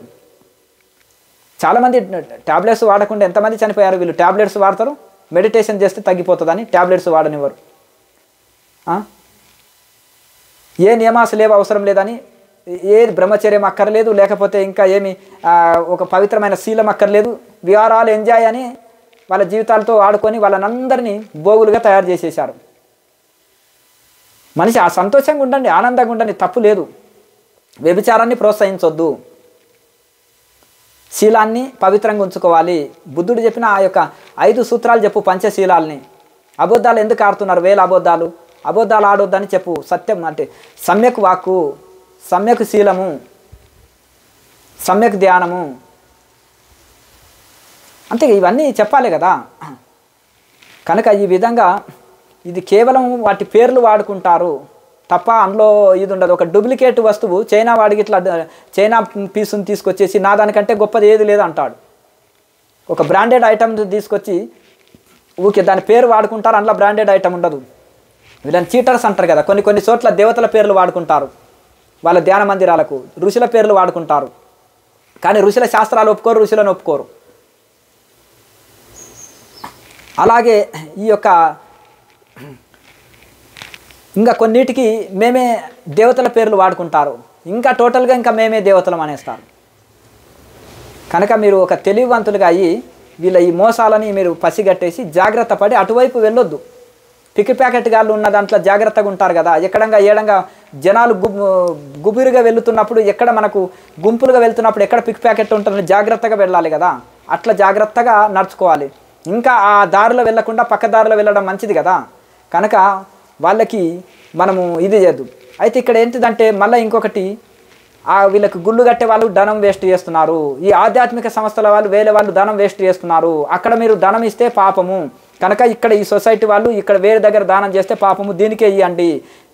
నేను శ్మశానాలను బాగా కట్టిస్తాను, హెలికాప్టర్లు కొనుక్కుంటాను, నేను బాగా అందరం పంచుకుంటాం, తోడు దొంగలం చాలామంది ఉన్నాము ఈ సంస్థల్లో, తలా ఇన్ని పంచుకొని ఎంజాయ్ చేస్తాము, మా పిల్లలకి ఆస్తులు కూడా పెడతాము, అందుకని మాకు బాగా ఇవ్వండి. అది ఒక పద్ధతే ఉంది మళ్ళీ వాళ్ళలో. అరే ఒక పవిత్రం చెప్పపోతివి, ఒక మంచి నియమాలు చెప్పపోతివి, నీవెక్కడివి గురువు అయ్యా? భోగ గురువు అంతే కదా. ప్రతి ఒక్కరికి ఒకటి పిక్ ప్యాకెటింగ్ కొట్టడానికి కూడా ఒక గురువు కావాలిగా. సిగరెట్లు ఎట్లా తాగాలి, మందు ఎట్లా కొట్టాలి, ఓపెన్ చేయాలని నేర్పుతుంటారు కదా అక్కడ ఉండి. బీర్ ఎట్లా ఓపెన్ చేయాలని ఇట్లా కుద్ది ఇట్లానే ఓపెన్ చేస్తుంటారు కదా. ఇవన్నీ ఈ ప్రతి ఒక్కటి గురువు అన్నట్టు. ఈ భోగులకు కూడా, భోగానికి కూడా ఇంకొక గురువు, ఈ కలియుగం కనుక ఆ భోగం నేర్పడానికి కూడా ఒక గురువులు వస్తుంటారు అన్నమాట. కలిపురుషుడు ఆ రూపంలో వస్తాడు. కనుక జాగ్రత్తగా ఉండి జీవితాలని అటువైపు వెళ్ళకు, చెడు వైపు వెళ్ళకు. అది చెడు అని తెలిస్తే మంచి వైపు వెళ్ళు. ఋషులు మంచి మార్గము అటువైపు వెళ్ళు, ఇది చెడు మార్గము ఇటువైపు వెళ్ళకు. తెలివైన వాళ్ళు చేసే పనిది. నెక్స్ట్ స్వామీజీ, శాస్త్రీయత లేని సంస్థల టార్గెట్ ఏమి? డబ్బుంటే గొప్పవారంటారు, సంఖ్య పెరిగితే గొప్పవారంటారు. పేరు ప్రతిష్ట డబ్బు భోగాలి లక్ష్యమా? అన్నీ ఉంటాయి, ఆధ్యాత్మికత అని పేరు ఉంటుంది, వారి లక్ష్యం ఇదేనా? వాళ్ళ టార్గెట్ అంతే, ఒకటి ధనం సంపాదించాలి, భోగాలు అనుభవించాలి, కీర్తి పొందాలి.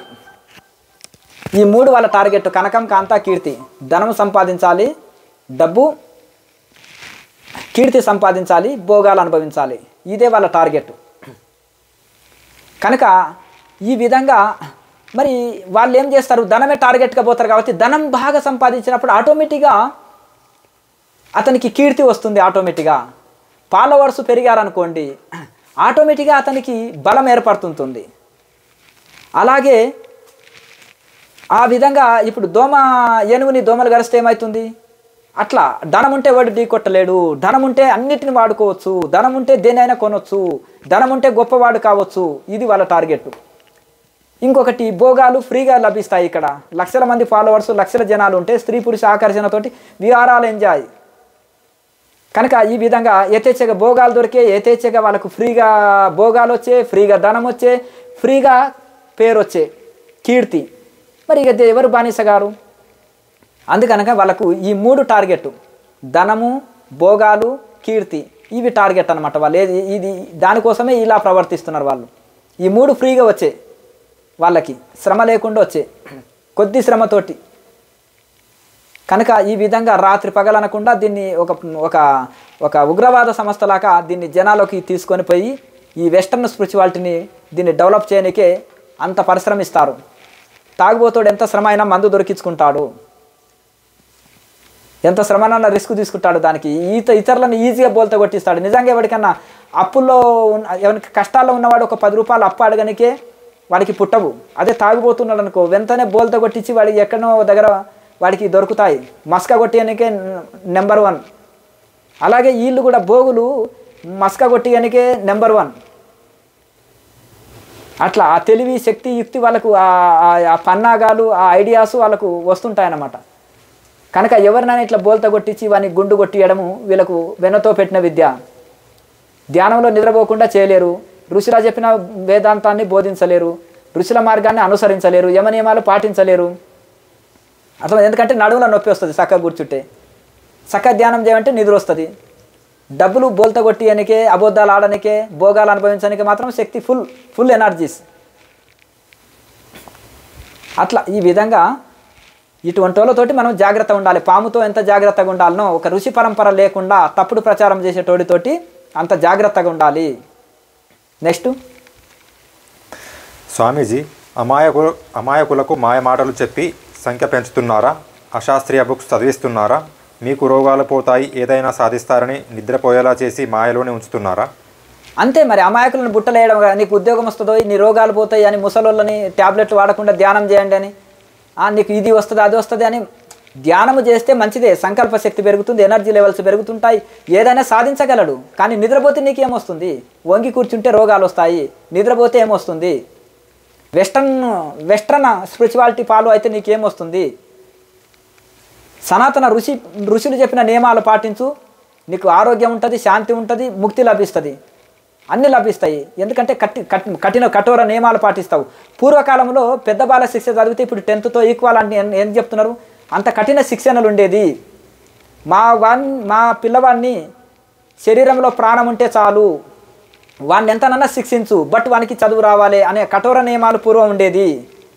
మా పంతుల్లో అంత కఠినంగా ఉన్నందుకే మేము ఇంత గొప్ప వాళ్ళమైనమని కొంతమంది చెప్తారు. మా తల్లిదండ్రులు మంచి ఫ్యామిలీ, కఠోర నియమాలు పెట్టినందుకే మేము ఇంత ఉత్తములుగా ఉన్నామని చెప్తారు. ఒక శివాజీ చక్రవర్తి అంత తయారు కావడానికి తల్లి శిక్షణ, ఒక గాంధీజీ అట్లా తయారు కావడానికి తల్లి శిక్షణ, ఒక పూర్వకాలంలో ఋషులు అట్లా తయారు కావడానికి శంకరాచార్య తల్లి, మలయాళ స్వామి తల్లి, వాళ్ళ వివేకానంద తల్లి, వాళ్ళ తల్లి పేరు తీసినప్పుడు ఏడ్చేవాళ్ళు. ఆమె ఎంత పవిత్రురాలో, ఎంత నియమాలు పాటించేదో, ఎంత ఆధ్యాత్మిక మనిషో, వాళ్ళకి ఎన్ని విద్యాబుద్ధులు చెప్పిందో. మా తల్లి మాకు అదే సంస్కారం ఇచ్చింది. పల్లెటూరులో పుట్టిన ఆకు వేసుకోవడం ఉండదు, కళ్ళు తాగడము, వైన్ తీసుకోవడము, ఏది మాంసం తినడం తెలియదు. మాకు ఇచ్చిన సంస్కారం ఇదే. లేకపోతే చిన్నప్పుడు మాకు కూడా నోట్లో మాంసం కుక్కి కళ్ళు దాగిపించి, లేకపోతే ఆమె ఆకు వేసుకుంటారు కదా, ఆకు కూడా నువ్వు కూడా ఇంత తిన్నాయన అని నోట్లో పెడతారు. మీరు వీళ్ళకి ఏం సంస్కారాలు ఇచ్చారో మరి సంస్కారహీనులు కాకపోతే. కానీ పూర్వము మనకు కుటుంబంలోన్నా ఇంత రావాలి, లేదంటే ఇది చేయాలి. ఈ గాలికి ఏం చేస్తారంటే కొంతమంది ఆ యొక్క రోళ్ళ మీద చెత్త తినుకుంటా, రోళ్ళ మీద జీవితం గడుపుతూ అక్కడక్కడ గడిపిన అవి ఉంటారు కదా, ఏదో మార్కెటింగ్ ఇవి చేస్తూ రోడ్లకు తిరిగిన వాళ్ళు ఫౌండర్స్ అయితే ఇట్లే ఉంటుంది. ఏంటంటే సిగరెట్ తాగుతూ, మందు తాగుతూ, మాంసం తింటూ, వ్యభిచారం చేస్తూ వచ్చి వీడు ఫౌండర్గా మారితే ఇలాగే ఉంటుంది. రోడ్డు మీద చెత్త తినుకుంటూ వచ్చి, అది తప్పని పరిస్థితిలో నిన్నమన్నా కొంచెము కొద్ది మార్పులు చేసుకున్నారనే తెలుస్తుంది. అంటే ఒక భోగి, సంపూర్ణమైన భోగి ఒక సంస్థని ఫౌండర్గా మారితే ఈ ప్రపంచం అంతా భోగులుగా మార్చేస్తాడు. చెడు తొందరగా వ్యాప్తి చెందుతుంది. అందుకని ఈ చెడుని తొందరగా వ్యాప్తి చేసేస్తారు. ఎందుకంటే భోగ జీవితానికి అట్రాక్షన్ అయ్యి అందరూ వస్తారు కనుక భోగులుగా తయారు చేస్తారు. కనుక మళ్ళీ వాళ్ళని మంచి వాళ్ళుగా తయారు చేయాలంటే ఎంత టైం పడుతుంది, వాళ్ళు దానికి బానిస అయిన తర్వాత. కనుక ఈ యొక్క హైందవ ధర్మంలో, సనాతన ధర్మంలోనే ఆ వేషం వేసుకొని, నక్క పులి వేషం వేసుకొని వచ్చినట్టు వచ్చి ఈ ఆధ్యాత్మికం అంతా గబ్బు పట్టించి దీని అంతా ఇది చేసిన తర్వాత ఎంత ఘోరము. ఆ ఋషులు చూస్తే వాళ్ళ శాస్త్రాలకు రాసిన వక్రీకరణలు, ఆ ఋషుల గురించి వక్రీకరించి వాళ్ళ బోధనలు చేయడం, వాళ్ళు ఎంత బాధాకరం. కనుక ఈ విధంగా చెడువాడు చెడు చేస్తూనే ఉంటాడు, మంచివాడు మంచి విడవకూడదు. కనుక ఈ యొక్క సనాతన ఋషి పరంపరని అనుసరించి తరించండి.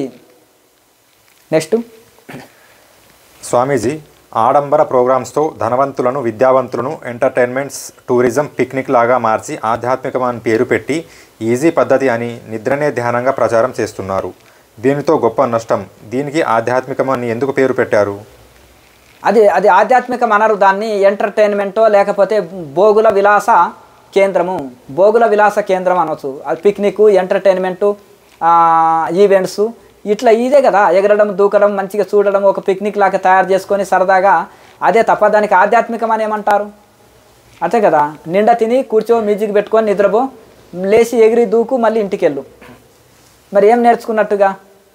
యమనియమాలు లేకపోయా, అలాగే ఋషులు చెప్పిన శాస్త్ర నియమాలు లేకపోయా, ఒక శాస్త్రీయమైన అష్టాంగ యోగం లేకపోయా, ఒక శాస్త్రీయమైన ధ్యాన పద్ధతి లేకపోయా, నిద్రనే ధ్యానము, నిద్రనే సమాధి అండ్రి, మరి ఇంకేమి? కనుక ఈ భోగులకు కూడా ఒక గురువు ఉండాలన్నమాట. దొంగలకు ఒక గురువు ఉండాలి, ఈ భోగులకు కూడా ఒక గురువు ఉండాలన్నమాట. కనుక ఆ విధంగా భోగులంతా ఆ భోగుల్ని ఒక భోగిని చేరతారన్నమాట. నిజంగా కూడా వీళ్ళకి ఆ తెలుసుకునే తెలివి ఉండదు. ఏడో జాగ్రత్త పడే వరకు ఈ లోపల 10 సంవత్సరాలు వేస్ట్ అయిపోతుంది. ఆ 10 సంవత్సరాల్లో వీళ్ళని మళ్ళా నియమాలు పెట్టాలంటే అడ్డం తొడ్డము ఒక రాయిని శిల్పి చెక్కాడు, దాన్ని సరైన విగ్రహం చేయాలంటే కష్టం. ఒక బండరాయిని తీసుకొచ్చి కరెక్ట్ కట్ చేసిన దాన్ని విగ్రహం చేయడం ఈజీ. సగం అడ్డం తొడ్డము ఇట్లా ఇది చేసిన దాన్ని విగ్రహం చేయాలంటే కష్టం. ఒక చెట్టు మందం అయిన తర్వాత దాన్ని చక్కగా చేయలేము, లేతగా ఉన్నప్పుడే కొమ్మలాగా చక్కగా చేయొచ్చు. ఒక కొత్తగా ఆధ్యాత్మికంలోకి వచ్చిన వాళ్ళు మొదటి నుంచి చక్కటి నియమాలు చెప్పి ఒక పద్ధతిగా తయారు చేసినప్పుడు వాళ్ళు గొప్ప వాళ్ళుగా తయారవుతారు. కానీ ఎవరో కోటికో నూటికో అక్కడ ఆడ తప్పు తెలుసుకొని మళ్ళీ కఠోర నియమాలు పాటించి మళ్ళీ సరి చేసుకోనికే కొందరే ఇష్టపడతారు. కొందరు అది తెలిసి కూడా దాన్ని పాటించలేకుండా ఇది అయిపోతారు, బానిస అయి ఉంటారు. అటు కాకుండా ఇటు కాకుండా చెడిపోతారు. ఇటు మంచి వేళ రారు, అటు చెడు వేళ లేకుండా మధ్యలోనే ఆధ్యాత్మికాన్ని వదిలిపెట్టిపోయేటోళ్ళు ఉంటారు. అట్లా కనుక ఈ విధంగా ఈ ఆడంబరము ఎంటర్టైన్మెంట్ తోటి ధనవంతులను ఆకట్టుకొని వాళ్ళ డబ్బులంతా లాగివేసేసి ఎంటర్టైన్మెంట్ చేసే వాళ్ళని కాకుండా మీరు నిజంగా ఆధ్యాత్మికంగా ఎదగాలంటే ఋషి పరంపరను అనుసరించండి. ఇట్లా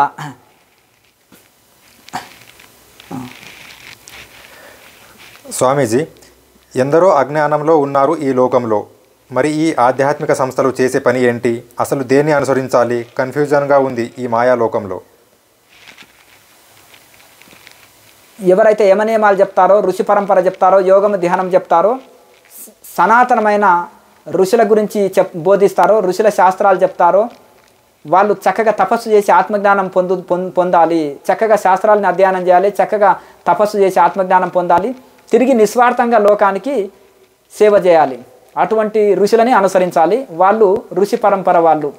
ఊరికే వాళ్ళ పేర్లు వాడుకుంటూ భోగ జీవితాన్ని ప్రేరేపించి యమనియమాలు లేవు, యోగం అక్కర్లేదు, ఎట్లయినా కూర్చొని ధ్యానం చేయొచ్చు, నిద్రపోవచ్చు, నీ లైఫ్కి నీవే హీరో, ఎనిమల్ లైఫ్, స్వేచ్ఛగా ఉండు, పడుకొని ధ్యానం చేయొచ్చు, అబద్ధాలు నోరు తెరిస్తే అబద్ధాలు, గత జన్మలు చూసుకున్నాం, తలరాత్రలు కనిపిస్తాయి, పెట్టేది గురకబెట్టి నిద్రపోతుంటారు. ఏది అవసరం లేకుండా ఎనిమల్ లాగా జీవిస్తూ అంత పిచ్చి పిచ్చి చెప్పేస్తే వీళ్ళొక చీటర్స్ అంటారనమాట. వీళ్ళని అనుసరించకూడదు. ఈ డ్రామా వాళ్ళనమాట, నాటకాలు ఆడేటోళ్ళని అనుసరిస్తే గొప్ప నష్టపోతాం. ఎవడు ఎక్కువ నాటకాలు ఆడతాడో, ఎక్కువ డ్రామా చేస్తాడో వాడు గొప్పవాడు అవుతాడని పౌండర్ మాస్టరే చెప్తాడు. ఎవరికి నాటకం ఆడడానికి చేత అయితే లేదో వాడు దేనికి పనికిరాడు. ఇదే వాళ్ళ కాన్సెప్ట్. కనుక బాగా డ్రామా ఆడండి, బాగా అబద్ధాలు ఆడండి అని ఆ మాస్టరు, పౌండర్ మాస్టరే ప్రోత్సహించడం. అందుకని అందరూ చీటర్స్గా తయారైపోతున్నారు. నెక్స్ట్, స్వామీజీ, దేన్ని అనుసరిస్తే శాస్త్రీయం, శాంతి మరియు ముక్తి లభించును? ఋషులను అనుసరిస్తే, వేదము ఉపనిషత్తులని ఋషులను అనుసరిస్తే అది శాస్త్రీయము. అది కాకుండా వెస్ట్రన్ మార్గాన్నో, ఓషో మార్గాన్నో, లేకపోతే భోగులను అనుసరిస్తే అది అశాస్త్రీయము, అది గొప్ప నష్టం చేస్తుంది. నెక్స్ట్, స్వామీజీ, పాట పాడుతారు, కళలన్నీ ప్రదర్శిస్తారు, అశాస్త్రీయ గ్రంథాలన్నీ చదువుతారు, అంతా మాకే తెలుసు అంటారు, మేధావుల్లా మాట్లాడతారు, తీరా చూస్తే కూర్చొని నిద్రపోతారు, అదే ప్రచారం చేస్తారు. వీరి జ్ఞానం ఏమిటి? అందరూ అలానే ఈ సంస్థల్లో అన్ని వాడుకుంటారు.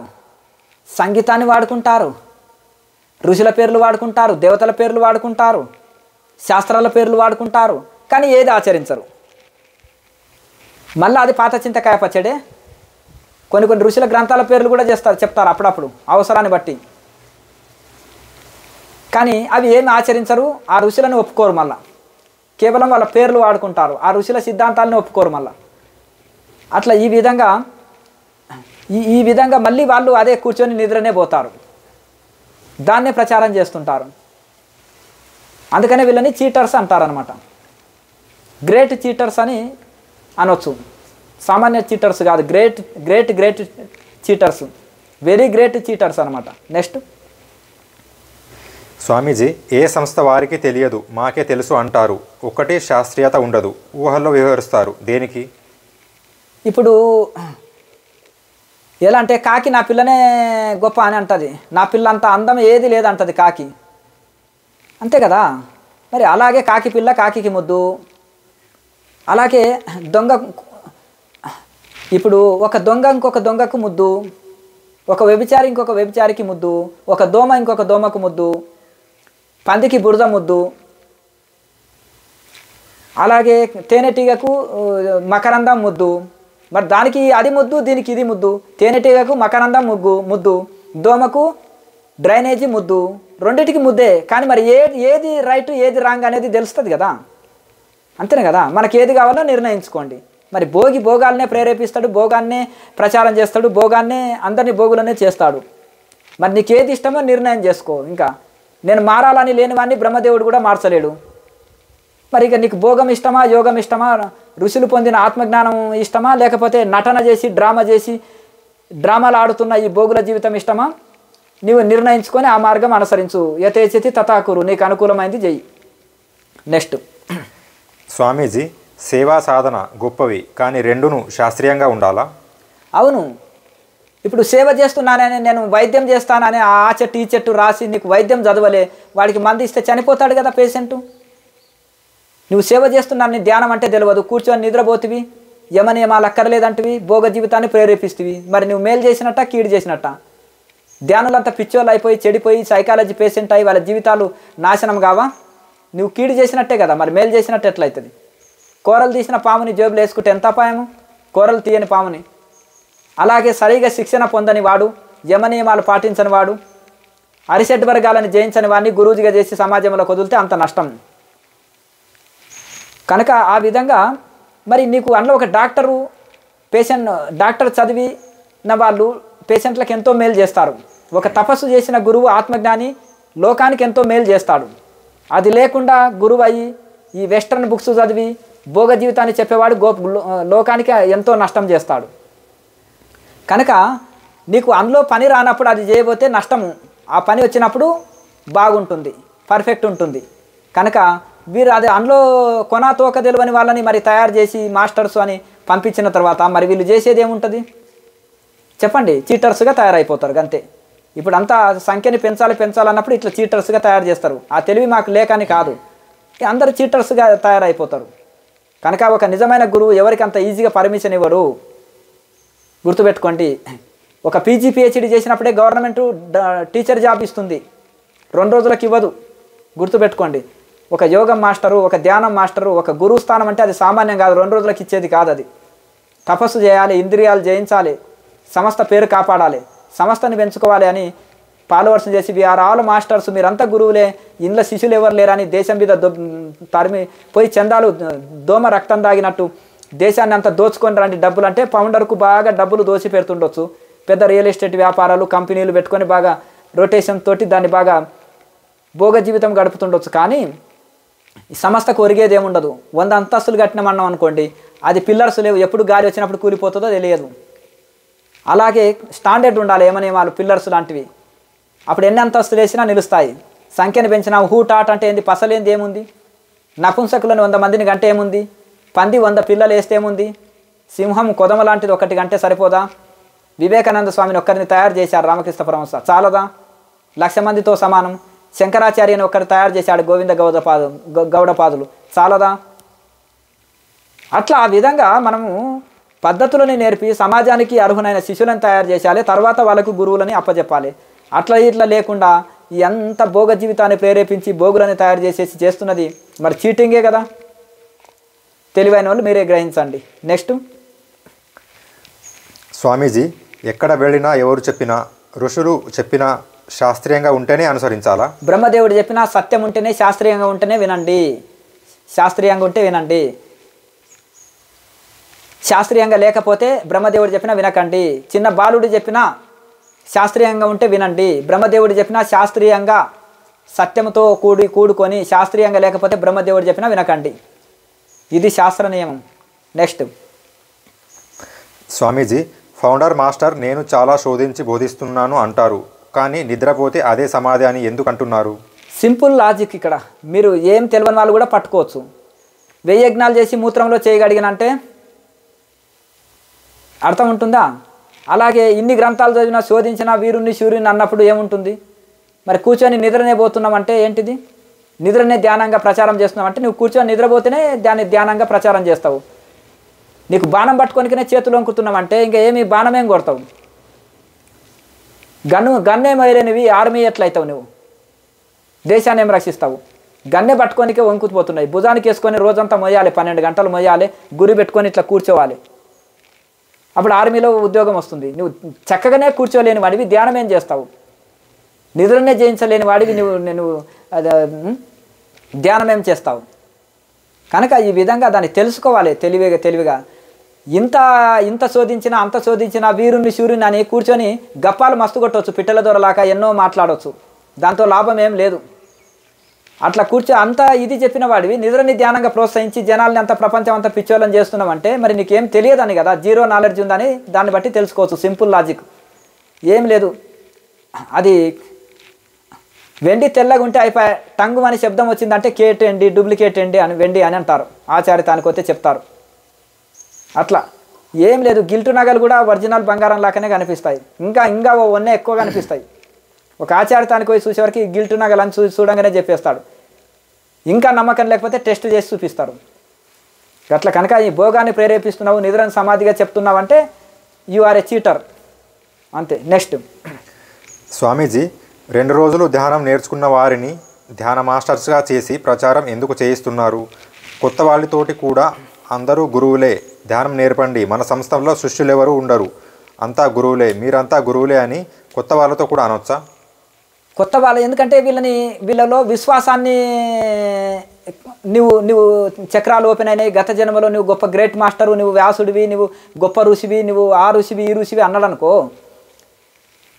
మళ్ళా వెస్ట్రన్ బుక్స్ చదువుతాడు కానీ ఈ ధ్యాన మందిరాలకు వెస్ట్రన్ వాళ్ళ పేర్లు వాడుకోరు.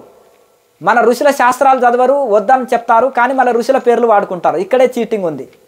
మరి వెస్ట్రన్ వాళ్ళది వాడుకోరు పేర్లు, వీళ్ళు చదివే బుక్స్ చదువుతారు కదా వాళ్ళ పేర్లు వాడుకోరు, కానీ ఋషుల పేర్లే వాడుకుంటారు. వస్తువు ఒకటి చెప్తారు, ఇంకొకటి అమ్ముతారు, ఇది చీటింగే కదా. ఇప్పుడు ఇంకొకటి, ఫౌండర్ ఒక చీటర్ అనుకో, అందరినీ చీటర్గా తయారు చేస్తాడు. ఫౌండర్ చీటర్ అనేక చీటర్స్ని తయారు చేస్తాడు.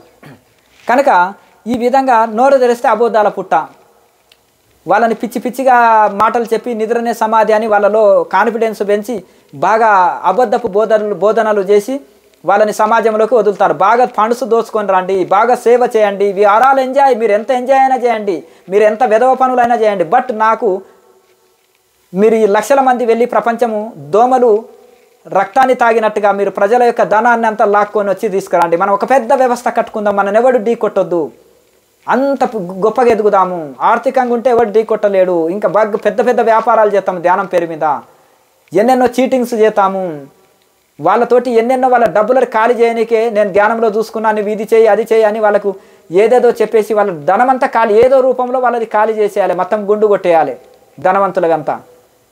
ఇక బీదవాడైతే సేవ చేపిస్తాం ఒళ్ళొంచి, వాడు సంసారం వదిలిపెట్టి భార్య పిల్లల్ని వదిలిపెట్టి రోడ్డు మీద పడి ఇక తిరిగి విపరీతంగా చేయండి, మీరంతా అందరు శాకాహారం చేయండి, మేము లోపల మాంసాన్ని బాగా భోంచేస్తాం, ఫుల్ మాంసం కూడా తిందాం, మందు కొడదాం, సిగరెట్లు డబ్బులు తాగుదాము, భోగ జీవితం ఎంజాయ్ చేద్దాం. ఈ కొత్తగా వచ్చినోడిని కొన్ని రోజులు వాడుకుందాం, కొత్తగా వచ్చినోడికి కొన్ని రోజులకు తెలుస్తుంది, ఓహో వీళ్ళు భోగులుగా ఉండి నాతోటి ప్రచారం చేస్తున్నారని, వీడు కొత్త నాటకం ఆడతాడు. ఇక వీడు కొత్తగా వచ్చిన వాళ్ళతోటి బాగా సేవ చేయించుకుంటూ వీడు దొంగ నాటకం ఆడుతుంటాడు. ఇంకా ఇట్లా నడుస్తుంది అనమాట నాటక పరంపర, డ్రామా పరంపర. కనుక ఒక ఫౌండర్ చీటర్ అనేకమైన చీటర్స్ని చేస్తాడు, ఒక దొంగ అనేకమైన దొంగల్ని తయారు చేస్తాడు. ఇప్పుడు ఆధ్యాత్మికం అంటే ఇలా నడుస్తుంది. ధ్యానం అనేది తప్పుదారి పోయింది, తప్పుదారిలో నడుస్తుంది, వెస్ట్రన్ మార్గం అంతా వచ్చేసింది, అబద్ధపు ప్రచారాలు జరుగుతున్నాయి. దీంతో సాధకులైన వాళ్ళు ఎంతోమంది నష్టపోతున్నారు. ఒక్కొక్కరు వాళ్ళు ఏడుస్తారు ఇక్కడికి వచ్చేసి, వాళ్ళ జీవితాలు ఎంత నాశనమైనాయో, ఎంత నష్టపోయారో, వాళ్ళు ఆర్థికంగా ఎంత నష్టపోయారో, ఎంత నష్టం, ధనం ఎంత కోల్పోయారో, వాళ్ళ సమయం ఎంత వేస్ట్ అయిందో, వాళ్ళ శీలం ఎట్లా అపవిత్రమైందో, వాళ్ళు ఎన్ని రకాలుగా నష్టపోయారో వాళ్ళు ఏడుస్తుంటారు పాపం. నెక్స్ట్, స్వామీజీ, కొందరు హార్మోన్స్ యాక్టివేట్ నాడీ శుద్ధి గూర్చి ఊరికే బోధిస్తారు. ఇంగ్లీష్ బుక్స్ చదివి నిద్ర ధ్యానంతో ఇది సాధ్యమా? సాధ్యం కాదు. ప్రాణాయామ లేకుండా నాడీ మండల శుద్ధి అనేది జరగదు. ప్రాణాయామ లేకుండా ఈ యొక్క నాడుల గురించి మాట్లాడే హక్కు వాళ్ళకి లేదు, నాడీ మండల శుద్ధి గురించి మాట్లాడే హక్కు వాళ్ళకి లేదు. ఆ ఇంగ్లీష్ బుక్స్ చదివిన వాడు అంటే వీడు 2 రోజులకే ధ్యానం చేస్తే డిఎన్ఏ యాక్టివేట్ అవుతుంది, డిఎన్ఏ చేంజ్ అవుతుంది అంటాడు, నాడి మండల శుద్ధి అవుతుంది అంటాడు, థర్డ్ ఐ ఓపెన్ అవుతుంది అంటాడు. ఏదేదో పిచ్చి పిచ్చి మాటలు, ఏదో ఊత పదం. ధ్యానం చేస్తే థర్డ్ ఐ ఓపెన్ అవును, నాడి మండల శుద్ధి జరుగును, థర్డ్ ఐ ఓపెన్ అవును, డిఎన్ఏ చేంజ్ అవును. ఇది పిచ్చి పిచ్చిగా ఏదో అంటే పిట్టల ద్వారా వాళ్ళు పలికినట్టుగా అదే మాట రిపీట్గా అంటుంటాడు. ఇది ఒక ఊత పదం అనమాట. ఆ ఫౌండర్ చీటర్ ఏదైతే పలుకుతారో మిగతా చీటర్స్ అంతా దీన్ని బాగా ప్రచారంలోకి తీసుకొస్తారు. ఎవరైతే ప్రాణాయామం చేస్తారో వాళ్ళ నాడీ మండల శుద్ధి అవుతుంది, ఆసన సిద్ధి జరుగుతుంది, వాళ్ళు చక్కగా ధ్యానం చేయగలుగుతారు. అది లేకుండా ఊరికే గాలి మాటలు మాట్లాడే వాళ్ళకి అది సాధ్యం కాదు. కూర్చొని నిద్రపోయే వాళ్ళకి అది అసలు సాధ్యం కాదు. యోగాభ్యాసం లేకుండా ఆసన, బంధన, ముద్ర, ప్రాణాయామము లేకుండా ఇది అసాధ్యము. ఋషులంతా చెప్పింది, ఋషుల అనుభవం ఇది. వేదోపనిషత్తుల అనుభవము, ఋషుల అనుభవము, తపస్సు చేస్తే స్వయం అనుభవము. కనుక ఇది లేకుండా వాళ్ళని సైకాలజీ పేషెంట్లుగా తయారు చేసేసి వాళ్ళని ఇది చేస్తుంటారు. ఇది నమ్మదగిన విషయం కాదు, ఇదంతా అబద్ధ ప్రచారము. కనుక తెలివైన వంతులు, మీరు నా ఆత్మస్వరూపం కంటే వేరు కాదు, నేను సిద్ధాంతాన్ని ఖండిస్తాను, వ్యక్తిని నేను విభేదించను, వ్యక్తి పైన నేను ద్వేషం పెంచుకోను, వ్యక్తిని విభేదించను. నా ఆత్మ చైతన్యమే ప్రతి జీవిలో ఉంది కనుక నేను సిద్ధాంత ప్రకారంగా విభేదిస్తాను. ఒక వివేకానంద స్వామి అయిన సిద్ధాంతాన్ని విభేదిస్తాడు, ఒక శంకరాచార్య, ఒక దయానంద సరస్వతి, ఒక ఏ మహనీయుడైనా సరే సిద్ధాంత ప్రకారంగా ఋషి పరంపరని ఒప్పుకుంటారు, వేద ఉపనిషత్తులను ఒప్పుకుంటారు, తపస్సును ఒప్పుకుంటారు, అలాగే యోగ శాస్త్రాన్ని ఒప్పుకుంటారు, భగవంతునికి సిలిండర్నెస్ను ఒప్పుకుంటారు, భక్తిని ఒప్పుకుంటారు, అలాగే వివేకాన్ని ఒప్పుకుంటారు, విచారణను ఒప్పుకుంటారు, శాస్త్రీయంగా ఉంటేనే ఒప్పుకుంటారు. కనుక ఆ శాస్త్రీయత లేనిది ఖండిస్తారు. మేము సిద్ధాంతాన్ని ఖండిస్తున్నాము, వ్యక్తులని కాదు. మేము సిద్ధాంతాలని విభేదిస్తున్నాము, వ్యక్తులని కాదు. కనుక ఈ విధంగా తెలివైన వాళ్ళు గ్రహించండి. ఎందుకంటే ఈ పెదవుల నుంచి ఇక్కడనే రావాలి మాటలు, హృదయంలోకి దిగరాదు. హృదయాన్ని పవిత్రంగా పెట్టుకోవాలి. ఎందుకంటే ఒక శిల్పి బండరాయిని తీసి విగ్రహాన్ని చేస్తాడు, ఒక డాక్టరు చెడిపోయిన పదార్థాన్ని తీసి మళ్ళీ కుట్టు వేస్తాడు, ఆపరేషన్ చేస్తాడు. ఈ యొక్క డాక్టరు పేషెంట్కు శత్రువు కాదు, శిల్పి విగ్రహానికి శత్రువు, రాయికి శత్రువు కాదు. అది విగ్రహం అయినప్పుడు పూజింపబడుతుంది, దానికి మేలు చేస్తున్నాడు. డాక్టర్ కూడా పేషెంట్కు మేలు చేస్తున్నాడు. గురువు అనేవాడు చివాట్లు పెట్టినా కానీ తరించుట కోసమే ఆ విధంగా పలుకుతాడు. ఎప్పుడు పొగిడేవాడు మూర్ఖుడు, స్వార్థపరుడు, మనని ఏదో రకంగా ఆశించి మనని లోబర్చుకొని మన ధనాన్ని కాజేయట కోసమో మనని యూజ్ చేసుకునేట కోసమో మన శ్రమ దోపిడో ధన దోపిడో చేయట కోసం చేస్తున్నాడు. ఎప్పుడు తిట్టేవాడు మూర్ఖుడు, ఎందుకంటే అతను ఓర్వలేనివాడు, మత్సర్యం గలవాడు.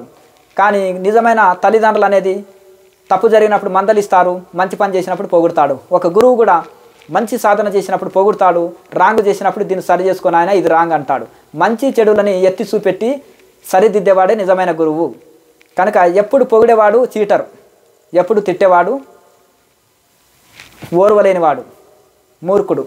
కనుక ఇలా కాకుండా మంచి చెడులను విశ్లేషణ చేసి నీళ్ళని తీసి పాలు తాగినట్టుగా అంశం ఈ శాస్త్రాల్లో కూడా మనం వెస్ట్రన్ శాస్త్రాల్ని వదిలిపెట్టి భోగ జీవితాలని వదిలిపెట్టేసి యమ నియమాలని పాటిస్తూ వేదోపనిషత్తులను అధ్యయనం చేస్తూ ఋషి పరంపరలో తపస్వాధ్యాయ ఈశ్వర ప్రణిధానాలని అనుసరించాలి. ఋషులను అనుసరిస్తే జీవితము బాగుపడుతుంది, అజ్ఞానులను అనుసరిస్తే జీవితము నాశనమవుతుంది. గుడ్డివాన్ని అనుసరిస్తే అడవిలో తప్పిపోతాము, కళ్ళున్న వాళ్ళని అనుసరిస్తే బాగుపడతాం. ఆత్మజ్ఞానులను అనుసరించాలి. తెలివైన సత్యాన్ని శోధించి తెలుసుకోండి, అసత్యాన్ని వదిలిపెట్టండి. లోకా సమస్త సుఖినో భవంతు. ఓం.